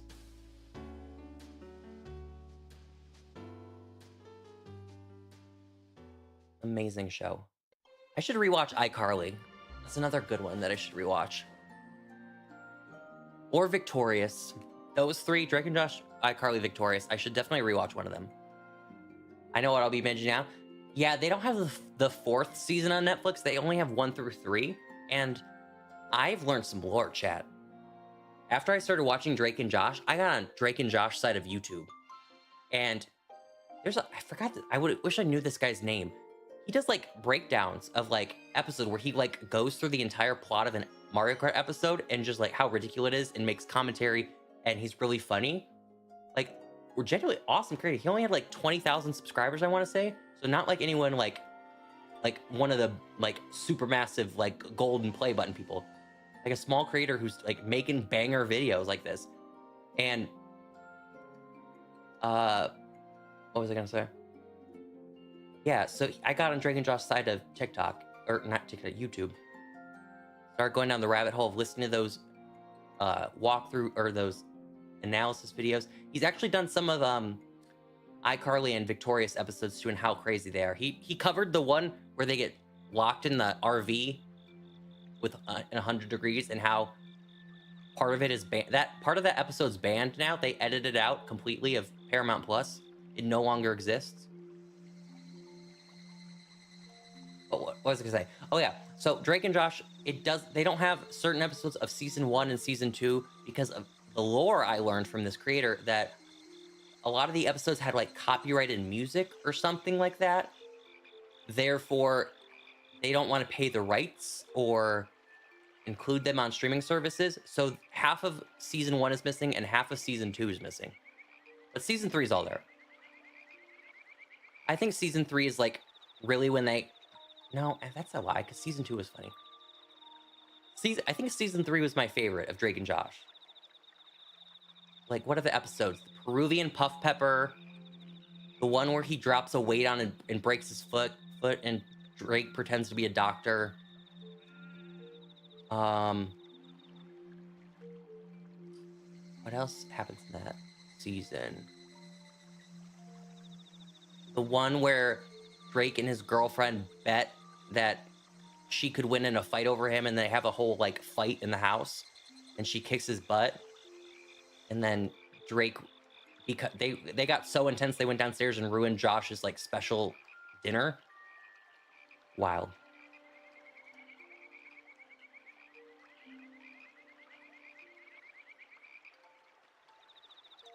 I'm totally forgetting what my actual favorite episode of Drake and Josh is. It's in season 3, I'm pretty sure. And I literally can't... I hate that I can't remember what it is. I'll have to Google the episode list and see what it... Been on a Vampire Diaries binge lately. So I binged Drake and Josh.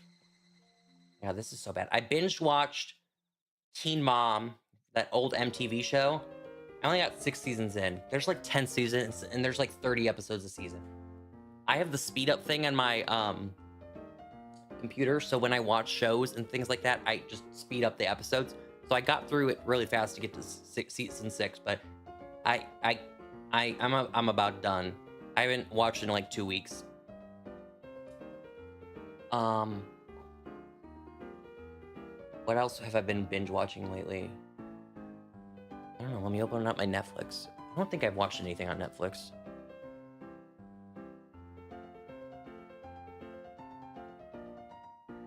I watched Black Mirror. What was that, last month? I watched the new season of Black Mirror. I love Black Mirror. Chat, if you want a show to like freak you out, not in like a horror way, like they scare you or anything like that. Freak you out and like what could be of the world. Like, what could happen if this technology was created for the world? It will like make your skin crawl. It is so creepy. And I always love when like episodes of Black Mirror like, I don't love it, but like when they become real life, I know one of them was like the robot dog episode. I don't remember what the episode was called, but it had robot dogs in it. And then like a few years later, whoever made those robot dogs in real life, I was like, did you not just see the Black Mirror episode that warned us of why this would be a horrible idea? That show's so good. There's like comedy episodes, there's like deep dramas, there's romantic episodes. Every episode is different. There's sci-fi episodes. The stories have nothing to do with each other each episode. Everything is like a different thing connected. Just nothing. It's in its own little world. It's amazing. Apparently the live action Lilo and Stitch does not have Gantu in it. So I know it's making a lot of money because I'm gonna sound so pretentious when I keep saying things. I'm on Drake and Josh side of YouTube. I'm on film side of TikTok. So I'm sorry if that sounds like so annoying, but like I'm on film YouTube. So I watch this movie critic. I've talked about her on stream before. I watched this movie critic and stuff. And she covered the spoilers or whatever for the live action Lilo and Stitch. And I'm not gonna say anything, but I can't believe what they did. Like, to just rip out the heart and soul of the movie. Insane. But it's making like $1 billion, so Disney doesn't care.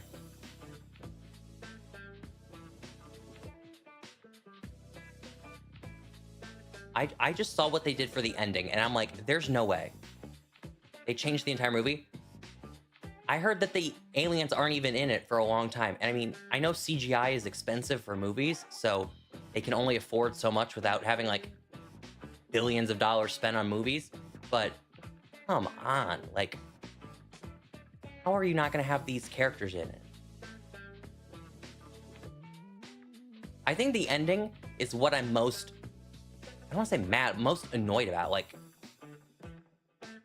it just changes the entire point of Lilo and Stitch.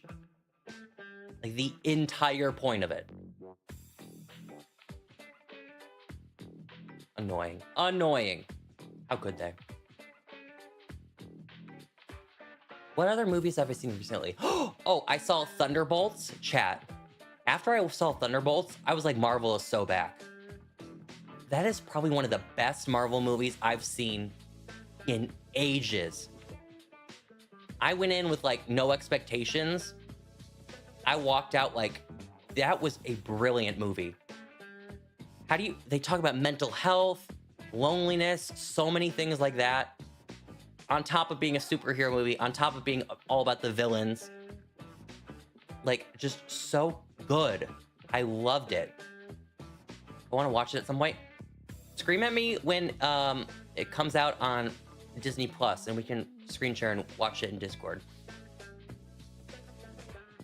It is so good. And it wasn't long either. It wasn't like one of those Marvel movies that's like 8 hours long. It was a little over 2 hours, I want to say. So it was a quickie in comparison. Whee!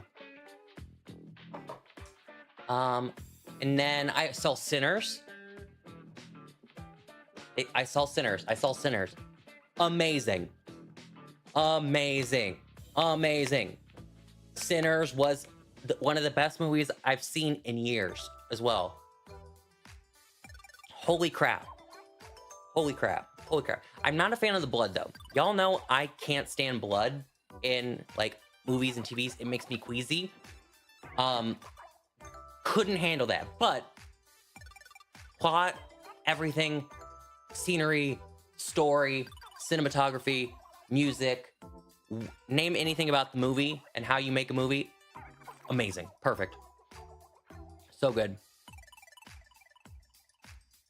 And what they did to Hawaii when it's known for Nani was studying college, like, I don't want to spoil it. Yeah, better not to spoil it, but I know what you're talking about. I know what she's, like, studying and whatnot.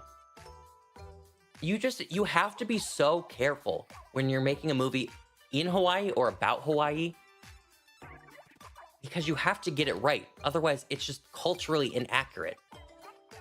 And it just, like, it's a overall awful look. You have to like do these things, and that's what the original Lilo and Stitch was amazing for.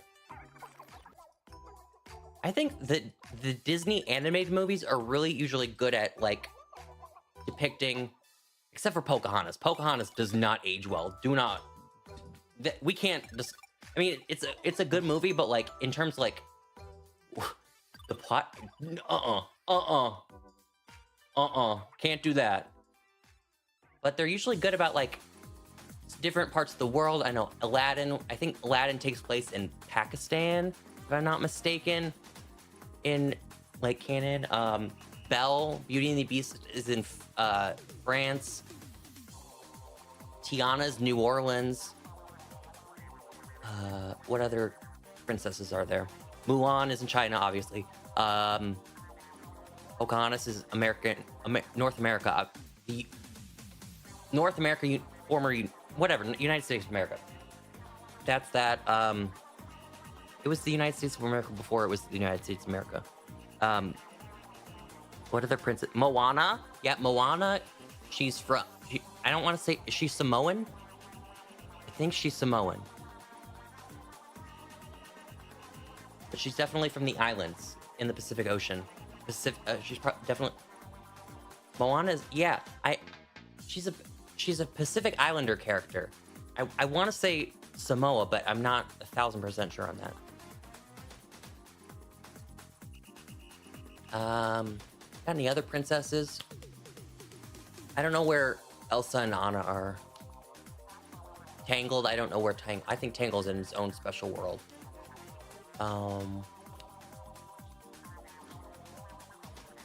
Little Mermaid's the ocean, so. Moana's Polynesian. Oh, thank you. Thank you. She's Polynesian. She's not Samoan, she's Polynesian. The more you know. All right, I know I was talking and playing, but first impressions, I don't like how all the tracks are like one long thing and they aren't like repeats. I like the tracks where you just go around the lap 3 times. I'm not a fan of it like connecting and all that and just going straight into it. It's like we're just driving on a road at that point and not in an actual area. That was my first impression of what I didn't like. However, I think this game runs smoothly. I was a little worried because from the trailers, it looked kind of like they were like skittish and wobbly when they drive. No, this drives just like Mario Kart 8, just a little bit like more modern, obviously. And yeah, definitely more like twisty and turny when you do turns. Definitely that, but runs amazing. Amazing. Hold on, music stopped. Ah! No!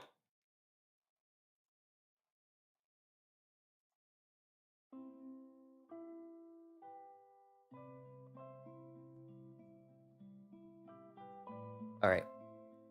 We are so back.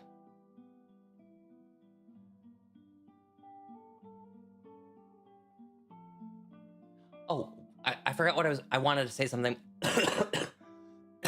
Oh my God. Sorry. I still have a cough. That's the only thing that's like left. One thing I wanted to say about Sinners was, so I knew nothing, and I mean nothing about Sinners when it came out. All I knew is it had amazing reviews, and it was horror. That's all I knew. Didn't know anything about the plot. I knew characters in it. I nothing about the story. That's what I want to say. Nothing about the story I knew. I went in completely blind. Holy crap. I did not know it was about vampires. Would not have guessed that. Not in a million years. I wouldn't, never ever. Didn't know it was that gory and bloody.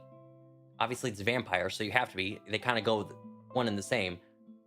But holy crap. Did my chat stop working again?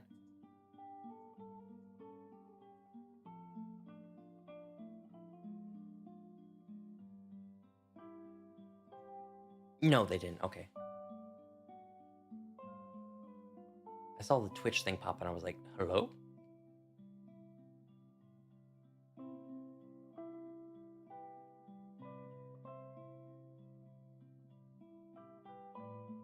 Do you guys mind if I turn on the game audio? I kind of want to hear the music of the game and not like the lo-fi.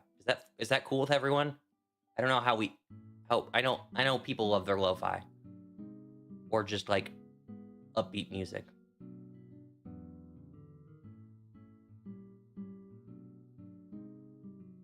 Oh, this one is 3 laps where you loop-de-loop around three times. Okay, living, laughing, and loving that.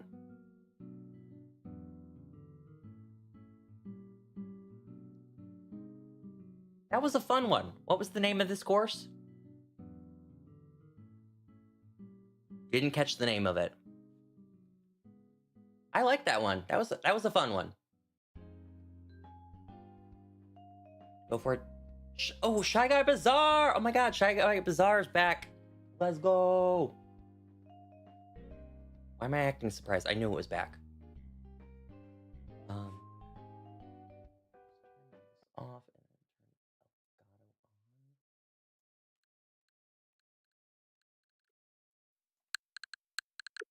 we definitely don't want it that. Okay, this is gonna be.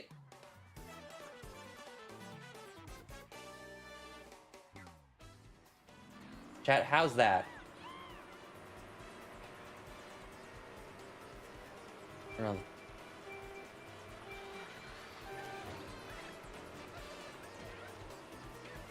I can hear it in my speakers, so I know it's working. I just don't. Is it like too loud compared to my voice? Is it too quiet?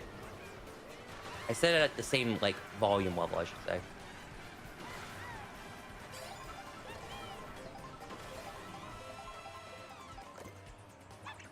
Okay, first impression with the music on. Love the music. A little quiet. I got you. Oh, I keep hitting the C button, not the home button. That's why I keep glitching out like that. Okay. Okay, so tell me now. I actually kind of cranked it up a considerable amount, so tell me now. Compared to my voice. I don't know what that thing jumping out of the sand is, but he's cute. That is a cute little creature. Also, this is not Shy Guy Bazaar. Are we driving? The last lap is probably Shy Guy Bazaar, but only the last lap.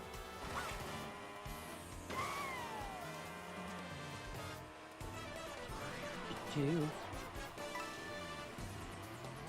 gonna go to bed. Good to see you streaming again. It was so great to talk to you, Wessel. It's been such a long time. I appreciate you hanging out with us. Have a good night. Birthday stream tomorrow. My birthday is tomorrow.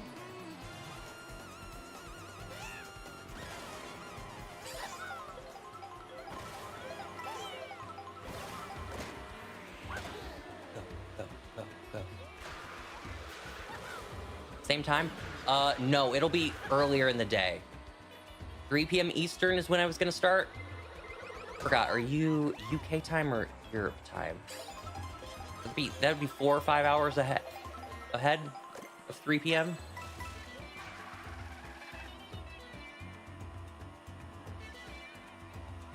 Okay, yeah, here's Shy Guy Bazaar. Looks weird not in the nighttime. It does look very weird not in the nighttime. I like the cherry blossoms though. I almost walled out.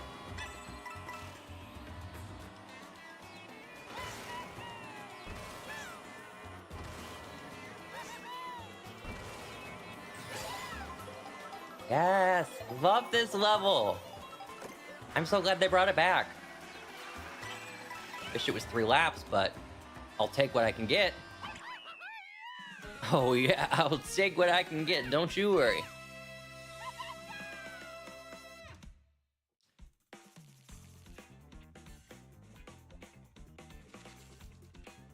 Chat, be honest with me. Hold my hand when you tell me this. It's okay. You can break the news to me. It'll help me grow as a person. Am I basic for playing as Toad? I know everyone's playing as Penguin or cow right now, I just went back to Toad. I went back to the classics. I didn't experiment with any new character. I know what I like, and I went for it. I wish I could change the color, though.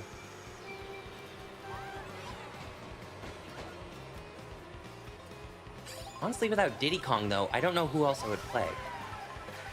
So like I said earlier, Diddy Kong was my main in Mario Kart Wii, but he's not in this game for... I don't even know a reason. I can't explain that one. They'll add a fish, but not Donkey Kong. Never seen any Toad love? He's just so cute.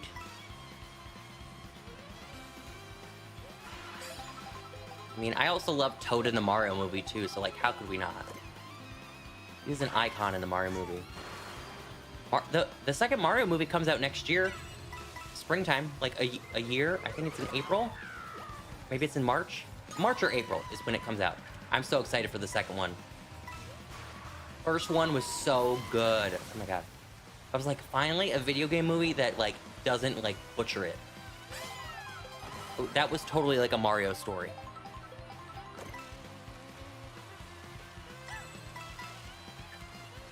Oh, it's raining now. Okay. I'm not gonna lie, I've never been a fan of the raining. Oh, it stopped raining, okay? It heard my cries. I say I've never been a fan of the rainy levels.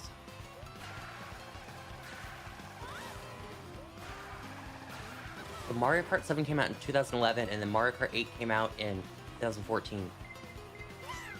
And the rainy level that I did not like, but I feel like a lot of people like, I don't know if I'm in a popular opinion with this one, but oh my god, here's Wario Stadium, remade for the very first time since the Nintendo 64. It was the only N64 track that had never been remade. It took 20 years. No, it almost took 30 years. It almost took 30 years to be remade, but here we are. What was I gonna say? Oh, Neo Bowser City. That was introduced in Mario Kart 7, and then it came back in Mario Kart 8. I was never a fan of that one. It was rainy, it was dark, sharp turns. I couldn't vibe with it. You want to see new people in the movie? Yes, I want to see Yoshi! They teased him in the end credits, so we know Yoshi's coming, but, like, I'm excited for Yoshi. And also, I don't know how they can make another movie without Bowser, because Bowser was, like, Bowser was amazing. Peaches, peaches, peaches, peaches, peaches, peaches, peaches, peaches, peaches, peaches, ow, ow, ow, ow, ow.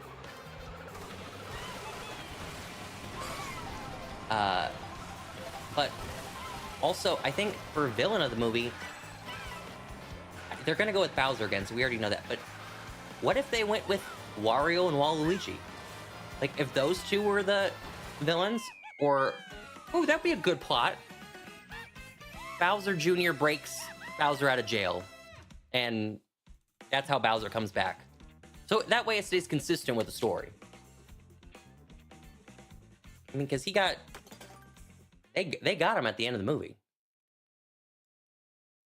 Yeah, we were just talking about that earlier, man. I've seen Thunderbolts. I loved it. I saw Sinners. Loved that one, too. I'm going to see Mission Impossible. God help me. I don't like action movies like that, where there's just, like, punching and explosions and all that. I don't like it, but I'm going to go with my mom, because she really wants to see it. I'm going to see that next weekend. Have you seen the Minecraft movie? I did not see the Minecraft movie, because I mean, aside from Pixelbon that I did on the channel, I've never played Minecraft. Only Pixelmon. I'm not gonna lie, also, chat hard carried me through Pixelmon. Like, when I needed items, I didn't want to get them, or couldn't get them, or had no clue, chat would just give them to me, so I could be successful.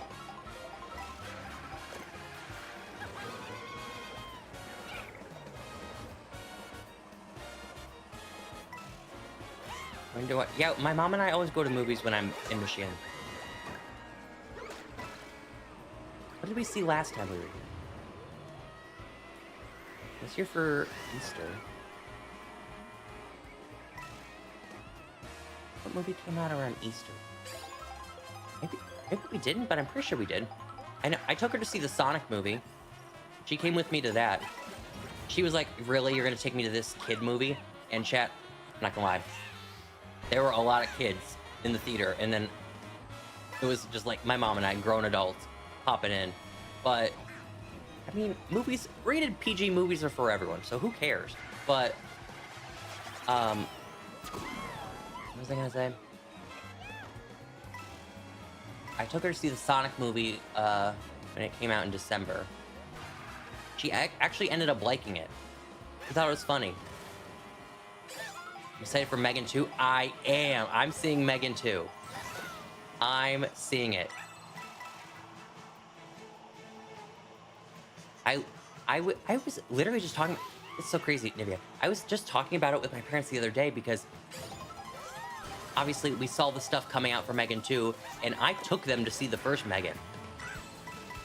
That was before I went to movies by myself. I was still afraid to go to the movies by myself because I thought it was weird, but chat, I'm here to tell you, going to the movies is not weird by yourself.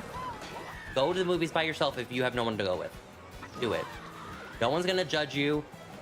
That was my entire fear. Like, I'm not with anyone. I'm just some random guy sitting there. Movies already like can be anxiety for people because of real world events. Like, I'm just some dude. That was like my fear, just being like a solo person, and it was internal anxiety stopping me, essentially. Ever since I started doing it last year, like, I've gone to so many movies. I've gone to so many movies since I decided that. Movies that I would have had to just like wait or never go see in theaters, I've now gone and seen because I conquered it. I conquered it. But yeah, so Megan 2 was still when I didn't go to the movies by myself. So I went with my mom and dad. They loved it. I loved it. Megan, the first Megan, I mean, the first Megan movie got amazing reviews. Isn't that like 90-something% on Rotten Tomatoes? It's like really impressive. But I went into Megan thinking it was just gonna be like a giant meme movie. I mean, it is, but like I thought it was gonna be like an awful story, horribly written, characters are annoying, and then Megan's crazy. That's what you're there for. I just thought it was gonna be a very generic or bad horror movie. I wasn't expecting it to be so good. And I was talking about this with my parents the other day, that I want to see Megan 2 because I went in with the lowest of expectations the first time, and I came out, and they came out, like, that was good. It was funny, too. It was a funny movie. Obviously, it was horror, so there's, like, horror stuff in it, but, yeah. Like, very, very funny. I went to Endgame all by myself. Oh my gosh. I went with Endgame with people, but I will never forget my Endgame experience. Just because movies are so different now, after the pandemic, I feel like movie theaters aren't as popular anymore. People would rather just stay home and watch stuff off Netflix than go to the movie theater. I mean, in fairness, movies are like so expensive, especially if you add concessions in, so I totally get why they're not as popular anymore in this economy. But I feel like movie theaters have never been the same. That's like one thing from the pandemic that just didn't heal.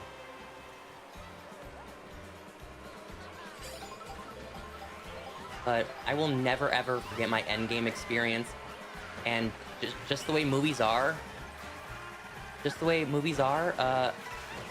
Now, I don't know if I'll ever have an experience like that again. I hate to use the word magical, and maybe that's the wrong word, but like, oh, here's a good word. It was surreal. It was literally surreal to be in the audience.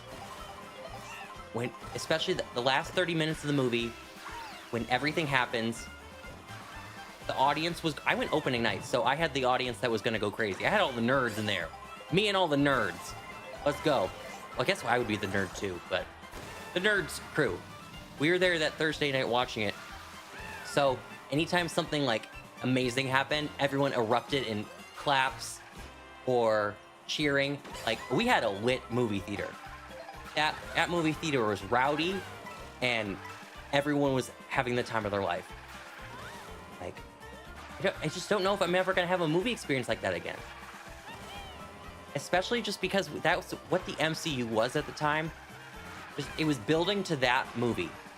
It was building to that moment for it all to end. 11 years, over a dozen movies. I don't remember how many Marvel movies they made up to that point to get there, but all that, it came together. It ended. They've obviously continued with the new stuff, but that core stuff. Once in a lifetime. Once in a lifetime.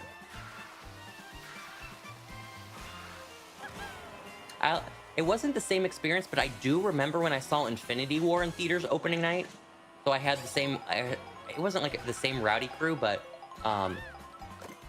when I saw Infinity War, the only thing I remember about that movie, going to that movie, was everyone's like gasping. Everyone was literally gasping in the audience when certain people got snapped. I remember when Black Panther and Spider-Man got snapped, like loud gasps in my theater. Not expecting it, like, at all. Obviously, because the Black Panther movie had just come out, and then Spider-Man had just come out too. Like, how are you gonna kill off those characters? They just came. Kind of shocking. That's what a big purse is for. Chat, what does a man bring to a theater?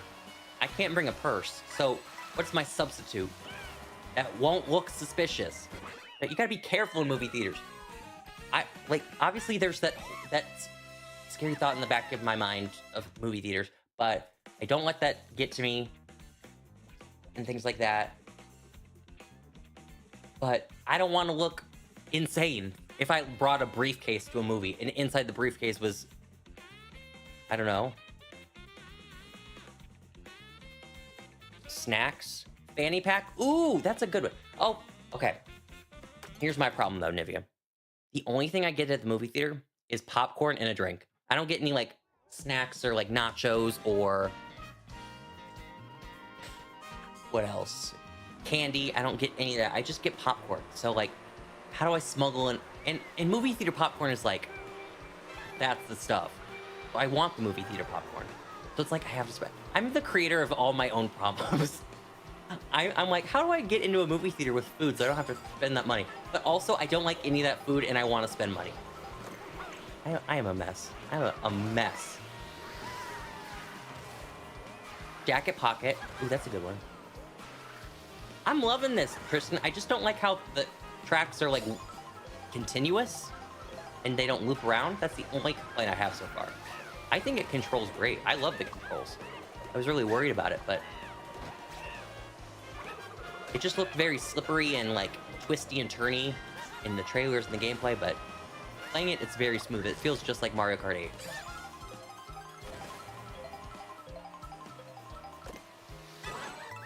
Yeah, I mean, our movie theater's in the mall too. There's also another movie theater that isn't in the mall. It's just like a standalone movie theater. But yeah. I guess there isn't a mall. Oh, chat, here's a big brain play. What if I just, like, went shopping at the mall one day, like, for things I actually need, and I just saved a bag. Like, a big bag from the mall.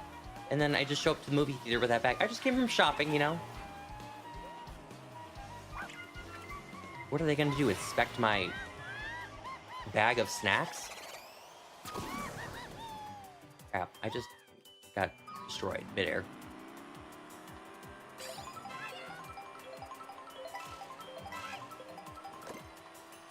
I think only put shoot so far is that I want more games to pay for it. I tweeted this the other day. So if you didn't see this, I want your opinion on it too. Imagine Let's Go Pikachu and Eevee running the way the Switch 2 can run games. I can visualize it in my head. It's like I'm in heaven. Close my eyes and I just have this like view of a utopia. Amazing. Like all I want. It's just such an old game though that they would never just patch it with like upgrades like that. What would be their incentive? There's no incentive for them to do that. Scarlet and Violet is really the only one. They could maybe do Sword and Shield, but I doubt it. I would love if they did Sword and Shield. Sword and Shield doesn't necessarily need it, though. Sword and Shield doesn't run horribly. I love Sword and Shield. Love it. Any Sword and Shield haters out there, I'm not one of you. I've been a lover since day one. I remember everyone hated the Pokedex.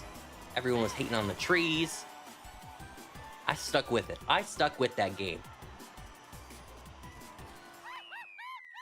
Such a fun experience. Such a fun experience. I love Sword and Shield. I mean, Dynamax adventures are just so replayable. Shiny hunting in the game is mad with Masuda and then wild encounters. I will admit that. I don't like to do that a lot in Sword and Shield, but Dynamax adventures, like, over and over and over again. I could do them over and over and over again. Even just regular raids. Regular raids not as much, but the regular raids are still fun. Like, don't get me wrong. Okay, we're going to Sky High Sunday. Oh, in 2 weeks, Chad, is Safari Week. I'm gonna be doing Safari Week. I never got my 3DS capture card fixed though, so I'm gonna have to call, what's his name from FedEx? Carl. I'm gonna have to, I forgot my best friend Carl's name. How could I do that? I'm gonna have to call Carl from FedEx. Because I can't, my 3DS capture card is broken. But I'm gonna do Safari Week again. I'm so excited. I'm wondering what game I should do though. Because the first year I did Safari Week, I was in only Emerald. And the next year I did it was in Heart Gold, Soul Silver, and Emerald. Maybe I do the Great Marsh this time?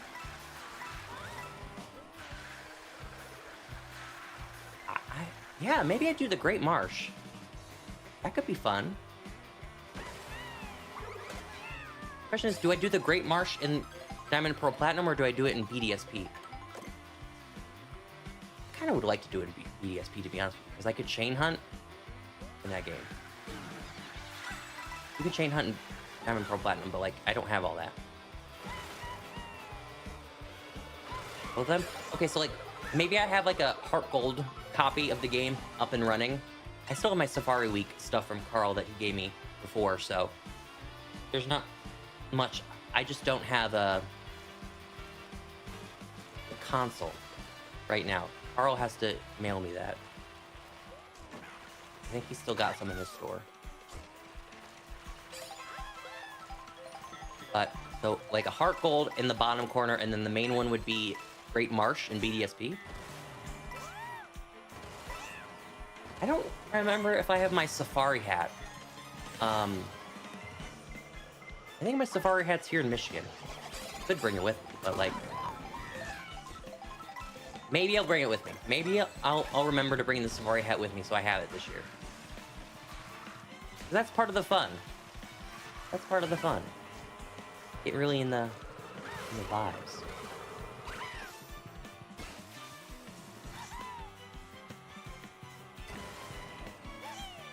Wow, this is in Mario Kart 8, but it's like, it feels so different. It looks so different too.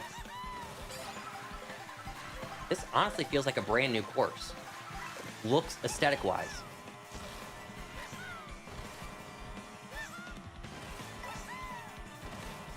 It also feels bigger. It also feels a lot bigger. You were zooming? I know, I was zooming through that one. Also, you know what I noticed? That one was a 3-lapper. I thought, when I was doing the Grand Prix, I thought the ones that were only 3 laps were the first and the last one. But that's the third one. I'm not complaining. You know what? I'm not complaining. Oh, I guess the last one isn't a 3-lapper. We gotta drive there. I hope when they add DLC or update this game, I really hope they don't charge for DLC. I think if they charge for DLC, I mean, I would get it anyways because I have the Nintendo Online membership thing, so I get it included in the package. So it's not like I have to spend an additional $30. However, I'm thinking of other people. If they charge for DLC in this game after charging $80 already, insane. But anyways, I hope... Is this Vanilla Lake?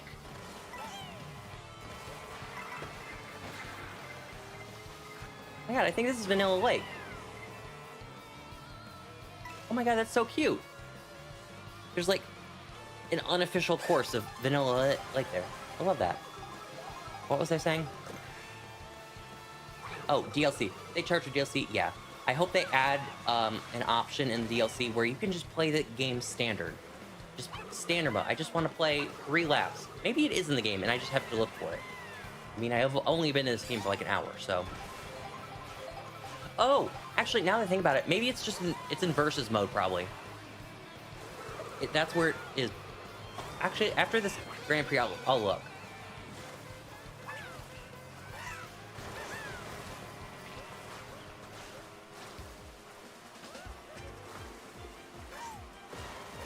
Hate that you can't just do a Grand Prix, but oh well. Okay, here we go. Here's Wario's Shipyard. This is the end, and we're about to start the beginning. I think it'll be the same. Mario Kart Deluxe was $20, so $100 total for Mario Kart. Like, when I say that out loud, does that not sound insane to anyone else? Or is that just like, everyone's like, oh, whatever. That sounds insane to me. That sounds like corporate greed to like such a level that is like genuinely offensive. It's genuinely offensive that they dare do that. Like I said, I already get it in the package, but like if you don't have the package already where it's included for free as a part of it, $20 you have to spend. That could be dinner for like 2 or 3 nights for someone.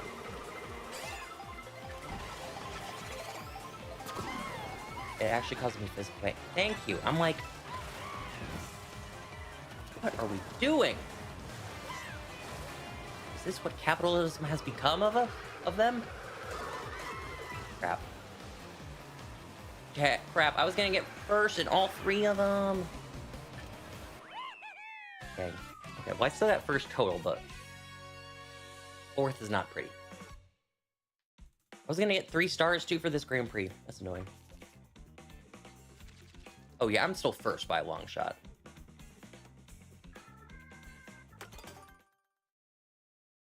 You know what? I hope they don't do Flaming Raider. I hope when they do the DLC, I hope that they don't just give us features that were in Mario Kart 8 Deluxe and bring them back as paid DLC. So like, I don't want them to, if 200cc is not in the game. So if it's not going to be in the game, don't add it back. Don't paywall it. Because it was a feature that was already included before. What else could they do? I think new courses and everything like that, that's a given. Other features. 200cc. Oh. Mirror mode, yes. And then also what isn't included is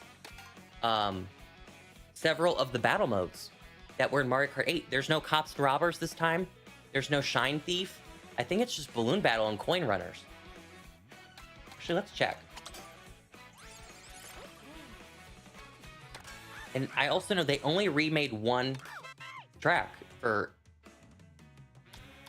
Yeah, it's only Balloon Battle and Coin Runners.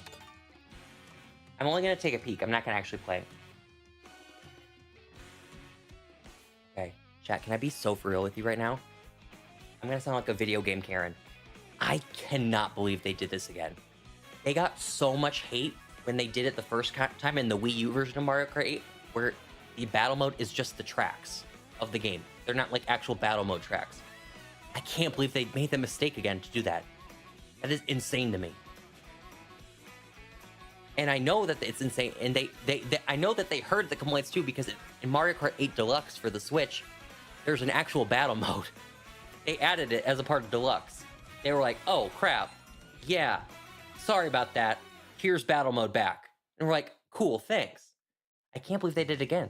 The only one that's an actual battle course is Big Donut. That's from N64, but they've already remade this. This was in Mario Kart 7. So it's not like it's never been remade before. Change Hop Desert, I think, isn't that part of the first Grand Prix?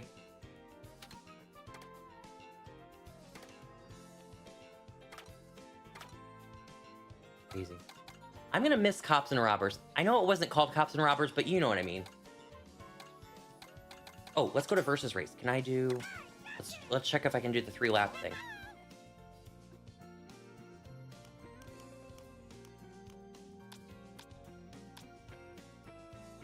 Oh, you can do open?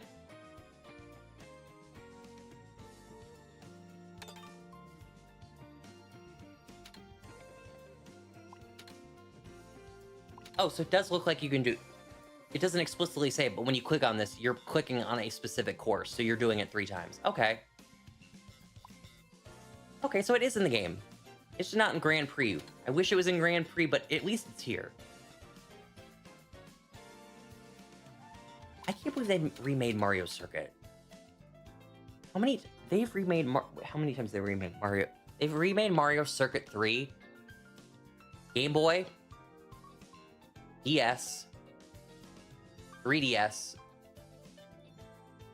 No, not 3DS. The Wii. Mario Kart 8 Deluxe. And now Mario Kart World. They've remade SN... And it's not even a good course, which is crazy. At least, yeah, you're right. At least this time, it's Mario Circuit 1, 2, and 3 all combined together. So they mashed the 3 different tracks into one giant track. So at least it is different, at least. But F in the chat for Mario Circuit 4. Mario Circuit 4 from the original SNES has never been remade except for the Game Boy Advance version, where they just literally remade every single course from SNES. I don't, if you want to count that as a remake. Never been remade besides that, but they've brought back Mario Circuit 3 5 times, chat. They said, don't forget about this one. We got one more for you. I don't even remember Mario Circuit 4, if I'm being perfectly honest with you. If I played it, I would remember it, but off the top of my head, I don't. So it's like, it's not even that special, but I feel bad. I feel bad for this thing that does not have feelings.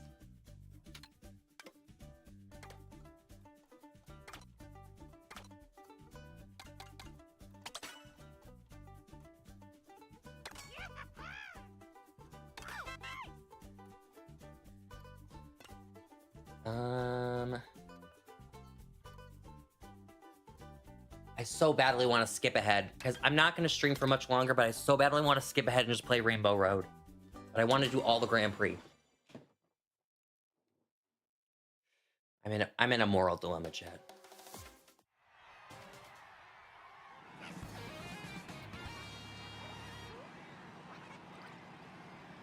Hear me out. They bring back Sunshine Airport, because that track is amazing. And that's like what you use to get between the different worlds for DLC. So there's an entire different world out there with more DLC tracks, and you use Sunshine Airport to get there. I'm giving them free ideas. Make it happen.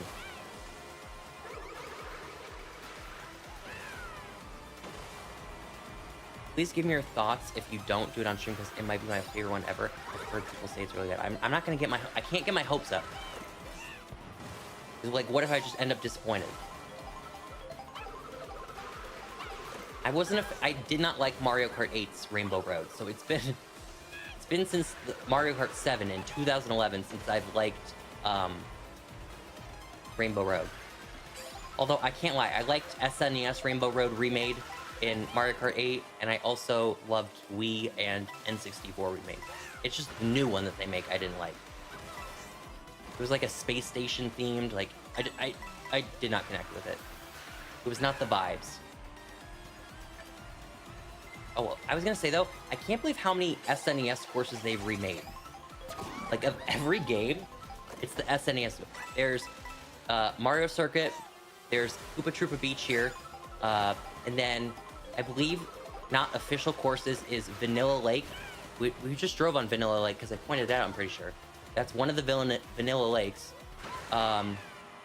There's the Ghost Valleys too, that are like unofficial tracks that you can drive between. Like, shout out to SNES. It's an awful game, but it's getting the love.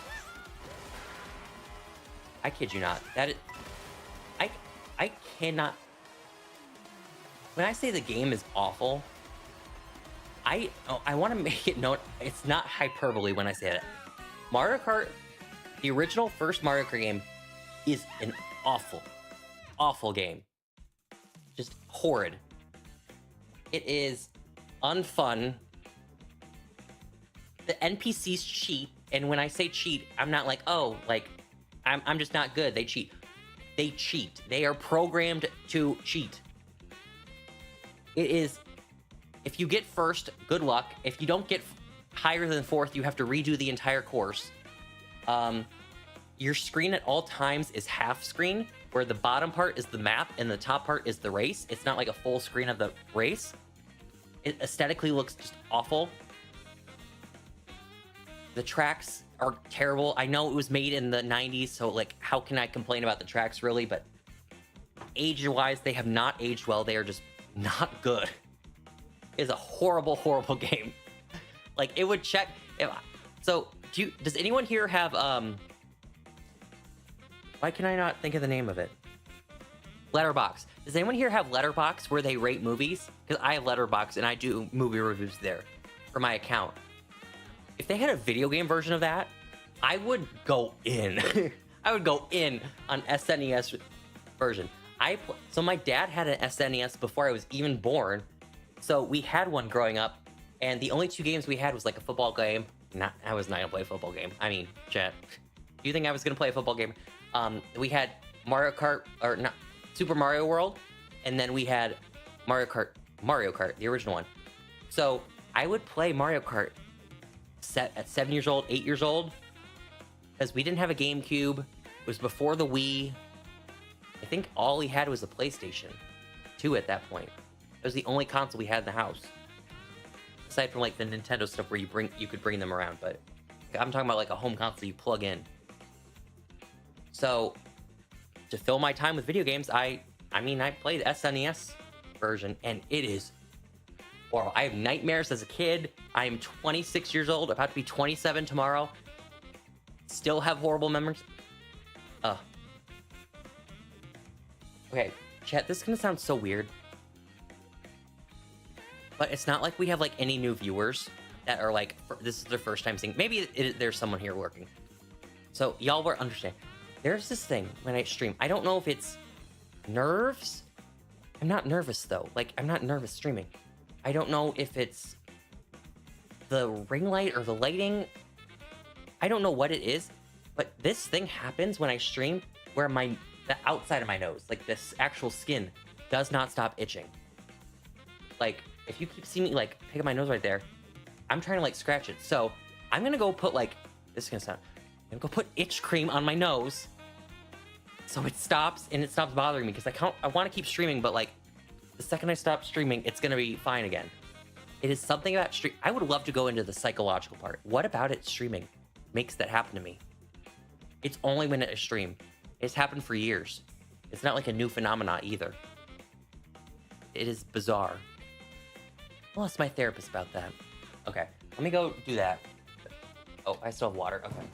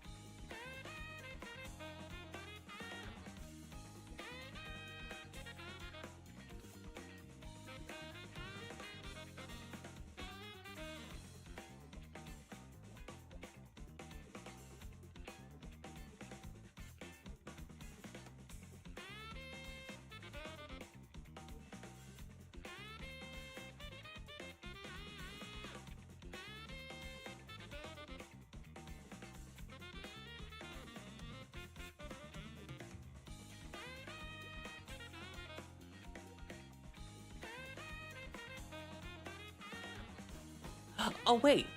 You know what I didn't do? I guess, chat, I'll show you right now.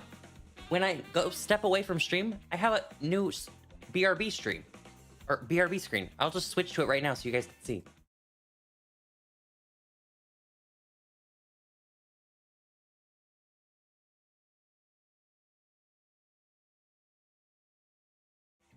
So it's that. I have that Be Right Back screen. I didn't use it, though. I forgot about it. Hi, Lunala. How are you?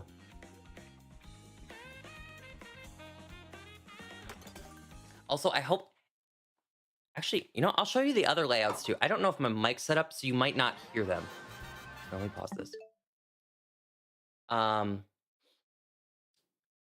So this is the one layout I decided on. I just thought, I don't want to overstimulate people so much on the screen, even though I was designing it. So this is one layout I made.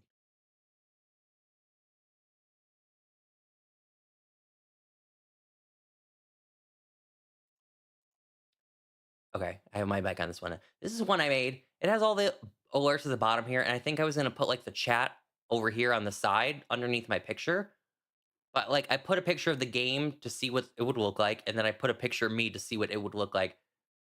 But this was like kind of like an autumn aesthetic that I went with. Do I have the other one? I don't have the other one, but let me pull it up. I never finished it. So this one is like extensive. I designed this. I should sell it on Etsy. Honestly, after buying stuff on Etsy, I think I should open an Etsy store. Because I make, listen, if there's one thing I can like pat myself on the back on and know I'm good at, I am good at making layouts. That's like, I feel good about doing it.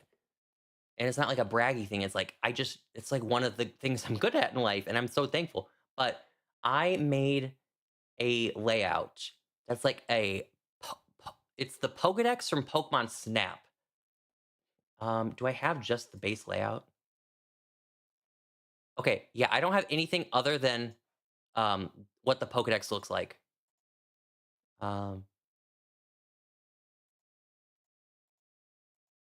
Let's show you. Here. This is what it looks like. I designed this. So I took the inspo from Pokemon Snap. I made it, and I decided against using it. I think it looks so cute. It's so original. It looks like nobody else would have this. What happened to my chat? Oh, it's over there. But yeah.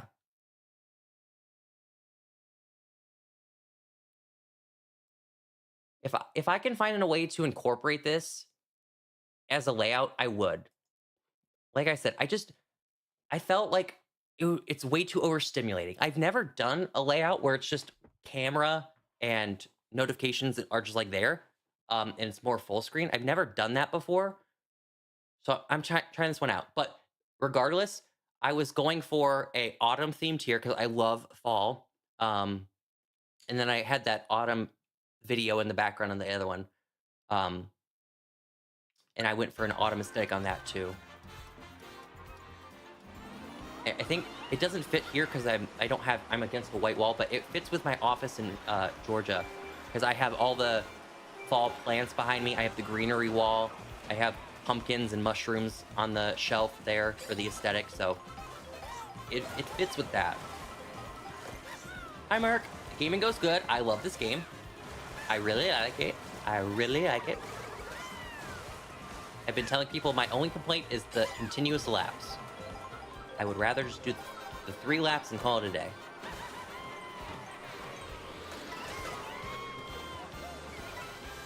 Although, in fairness, it isn't as boring as I thought it would be, just driving kind of like a straight line between the courses. I thought it was just gonna be like dead ass, like a straight line, maybe take a turn there. This is less boring. I think there's like a lot of stuff going on, so like it's not boring. I'm trying to think of words to say, but that's what I want to say. It's just not boring. It's still not what I want, but like I can't knock this for being unfun.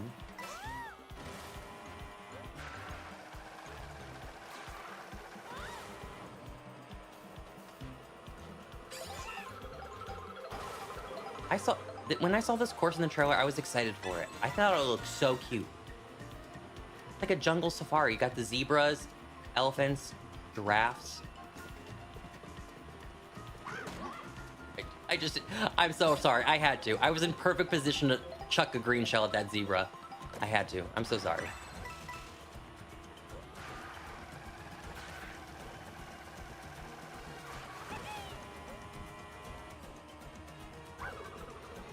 Wait, this part is cute. Okay, so this is obviously the next course. I didn't catch the name of it. That was a cute entrance.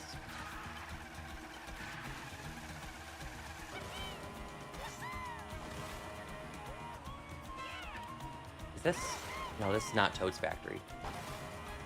This looks nothing like a factory. I don't know why I said that out loud. Oh, wait, no, this is still the animal course. Never mind. It's not new. It's just completely different layout. I love it, so this took such an aesthetic turn that I'm down with it. It's not just like a barren desert. It's a kind of reminds me of like a Jungle Cruise. Who is chucking 8,000 red shells at me right now? And can they stop?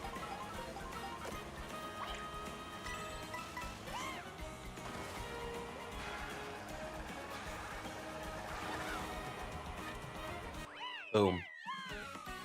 Breath of the Wild 2 version is amazing. I didn't bring the games with me. I want to try it out. And you want to know the saddest part, Ariel? I just beat Tears of the Kingdom for the first time back in April.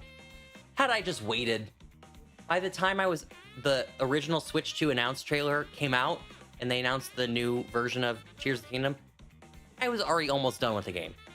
I was like, I could have played it in 60 FPS if I just waited 2 months. Can I still play it? I would... I don't know if I would replay Tears of the Kingdom, but I might replay Breath of the Wild. The Tears of the Kingdom map is just so... In a very good way. I say this in a very good way. It's just so massive that it's intimidating for me to want to replay it. Breath of the Wild is a little bit more palatable. Obviously, it's open world. There's lots of things to do. There's like 100 shrines and whatnot, but there's not like an underground. There's not a sky. Oh my god, there's ostriches. Oh my god, this is cool. Oh wait, I didn't read that message right. I actually have a few issues about the game. I don't know, it might be unfair because I have complaints like normal cards. It's like game over. Yeah, it's very hard to screw up Mario Kart. We have to also remember, this is a family game. It's not gonna break records with graphics. It's not gonna do Grand Theft Auto levels of expansive maps. It's not gonna do that. This is a game that they want mom, dad to play with, son, daughter, whatever. Right?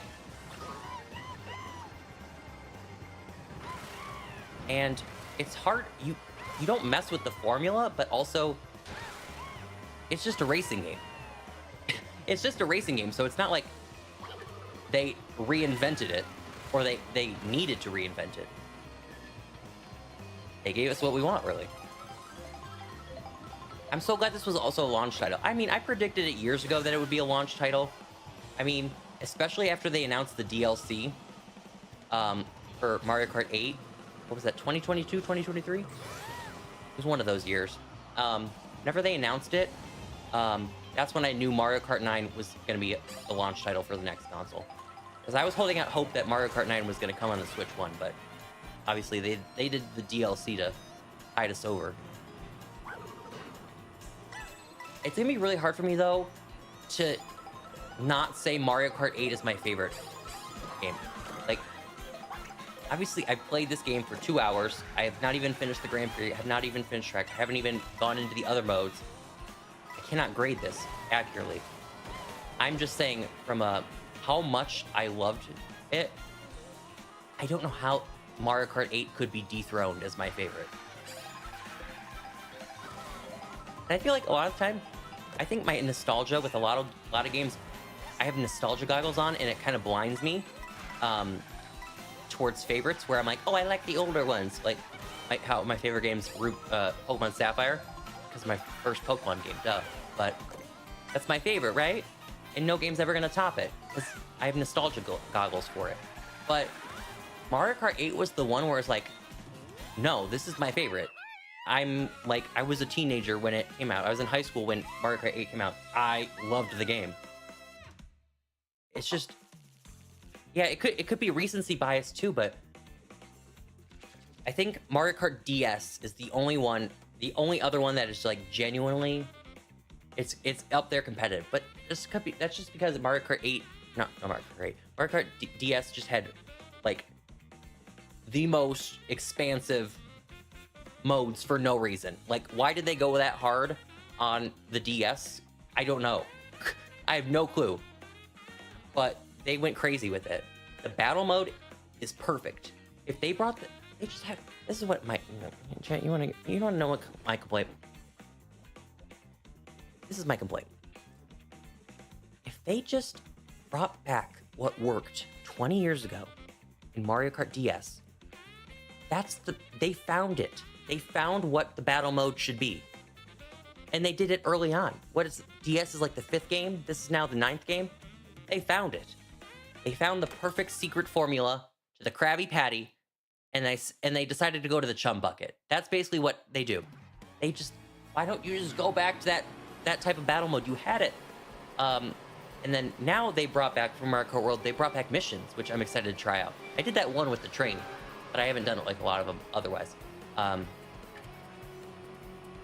But they had the mission mode in Mario Kart DS for, I don't know the reason, but it was in there and it was crazy good. But I'd say either Mario Kart 8 or Mario Kart DS is my favorite. I'm gonna go with Mario Kart 8.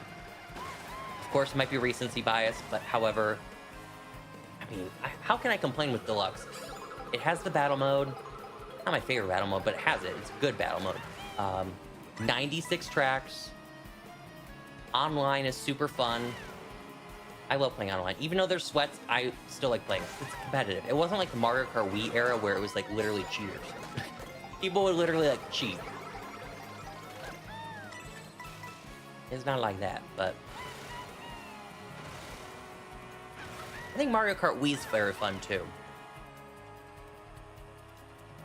I think, I will say though, having just 100%ed Mario Kart Wii several months ago, I think I did that in February. I think that's when I 100%ed that game and got 3 stars and everything.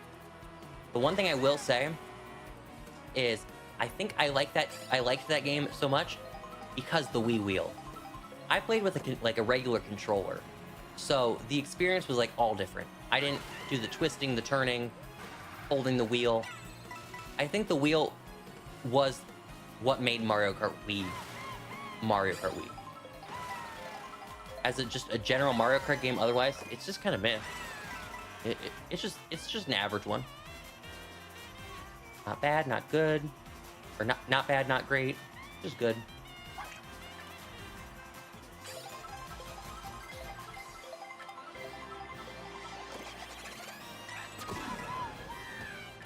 I keep wanting.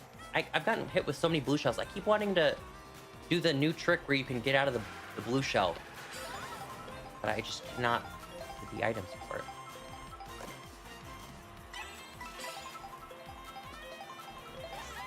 Is this next one Peach Stadium? I remember that name, and this definitely looks like Peach Stadium.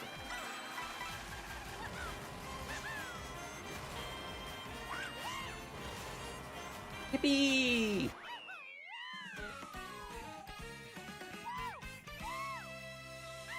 Oh wait, can I have a complaint about this game? Am I permitted, even though I've only played it for 2 hours? Can I have a complaint?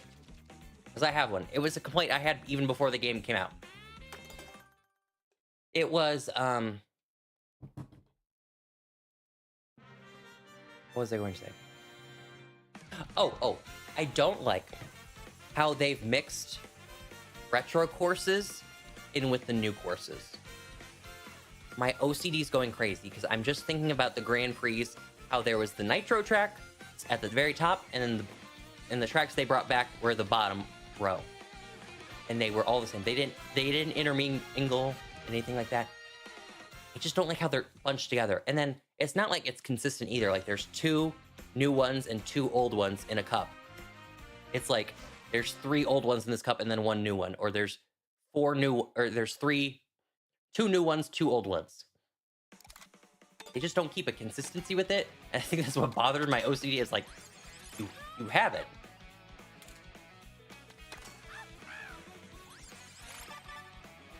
And I think there's 16 new courses and then 14 old ones.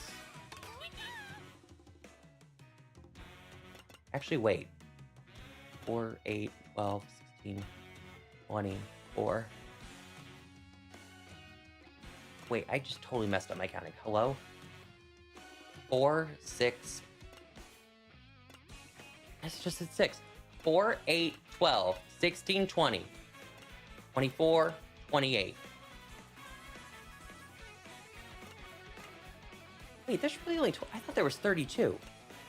I don't know where in my brain I got 32 from.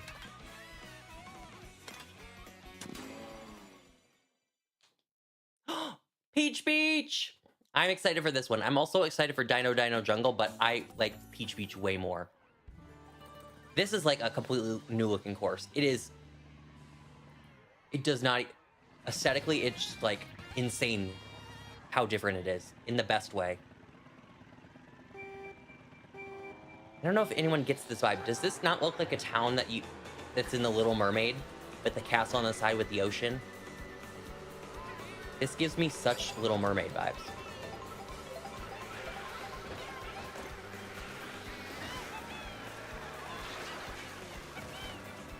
They brought back the Cataquacks. Do they chase after you? They do. Yes. It's all coming together. They did it, chat. Oh, they got rid of the Cataquacks that are on this point, though. There was 2 sets of Cataquacks that ruined your life.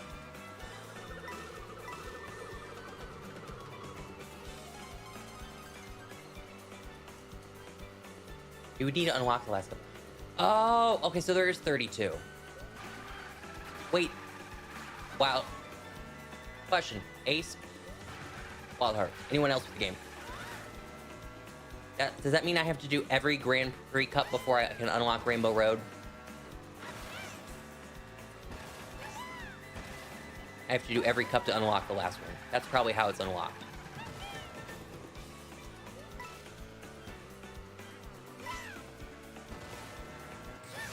In which case, I probably can't do Rainbow Road on stream.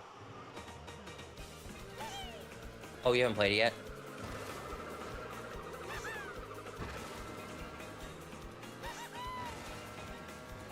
And Birdo's been kicking my butt all game.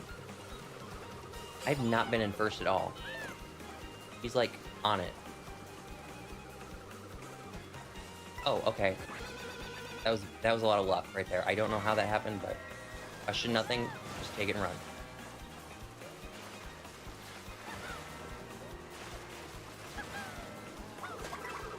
Get out of here, Birdo. This is my moment.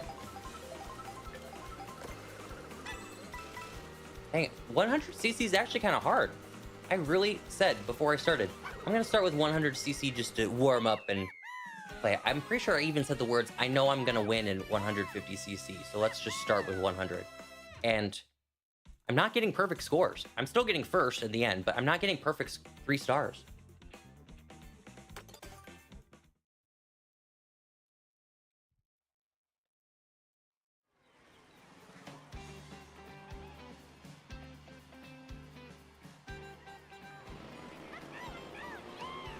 I haven't even set up my Switch yet. Anxiety has me in a choke mode.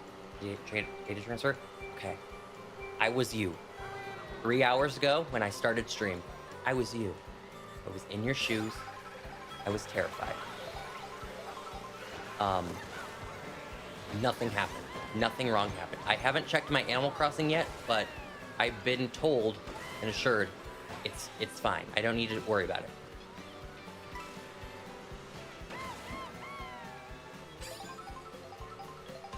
I just had a nice day out with the family. Yippee! Unfortunately, we're not really doing anything for my birthday this year because of uh, circumstances, and partaking to also why I'm in Michigan right now.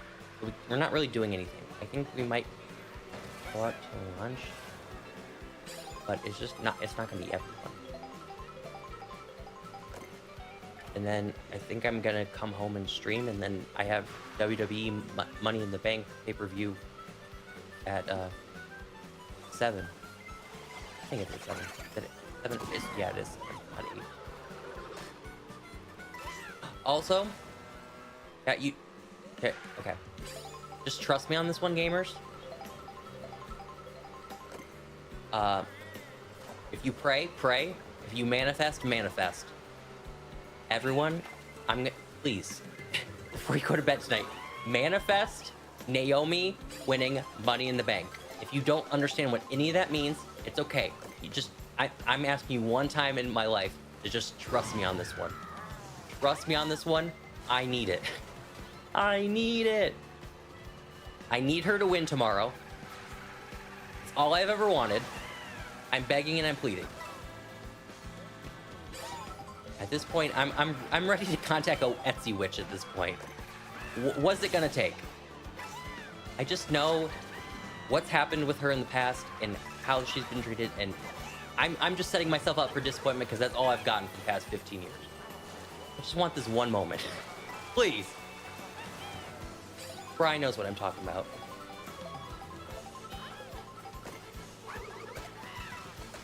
Also, speaking of WWE, I think I'm gonna go next month. I might just have to go by myself, which is gonna be... I mean, I did go to a WWE show by myself back in Greenville last year, but it was like hour before the show I bought a ticket kind of thing. Like, I was in town, I stopped by and I did that.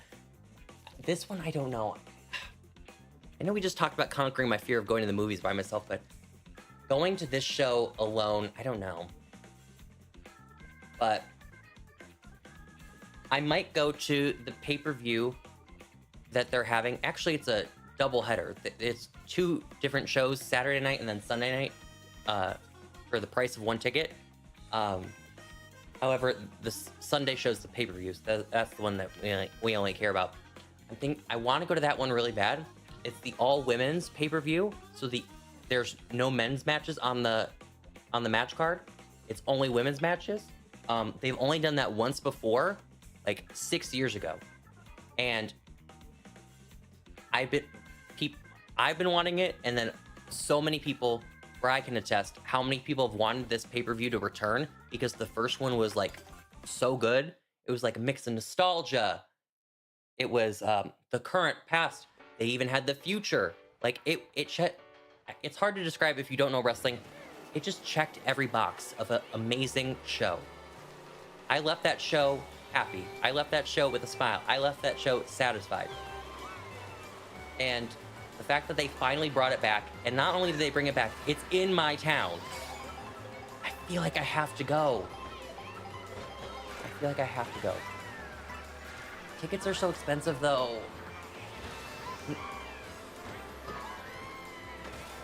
Not even gonna lie, the tickets are insane. Down with Ticketmaster. Down with Ticketmaster. Here, here.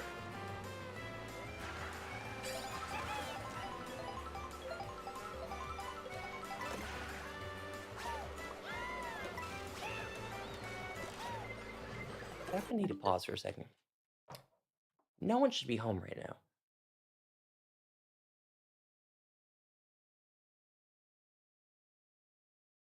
Unless that's my dog. Maybe they did come home.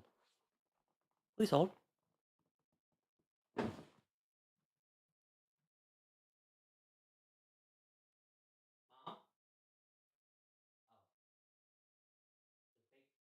Just making sure there's not an intruder.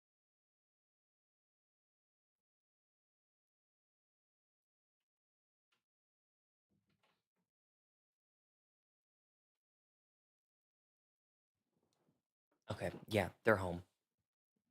Blossom, I'm not in Georgia. I had a family emergency. I'm back in Michigan. Um, they're home. They never told me what time they were coming home, and they were gone. So I was not expecting that. I'm sorry. I just heard rattling like in the kitchen. Everything okay? Not really, unfortunately. I really can't I can't share on stream. I had to make I got home from MomoCon, I got a call, and then the next day I drove back to Michigan. Thankfully, it was Memorial Day, so I had the day off and I didn't have to take any time off work.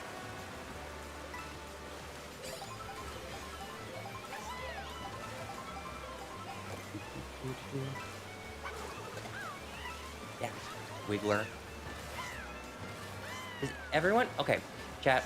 Even if you don't have a game, do you have a favorite new character that they've added? Like, is anyone a cow stan?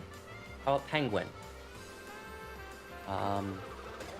There's that little fish dude, the skull and bones fish. They had added him, but not dry bones. That's insane to me. Fishbone, that's his name. They added Fishbone and not dry bones.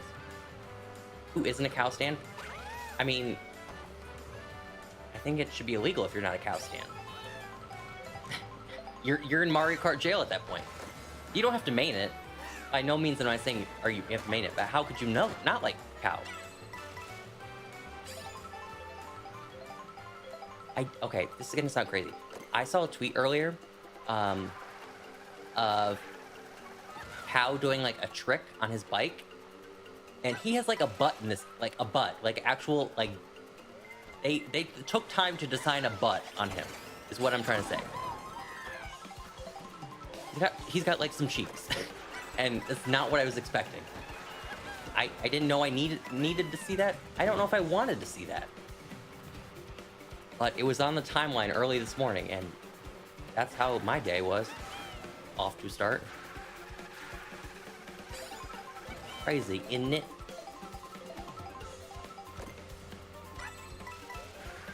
As for favorite characters for me, I think Lakitu looks super cute in this game. He's not a new character.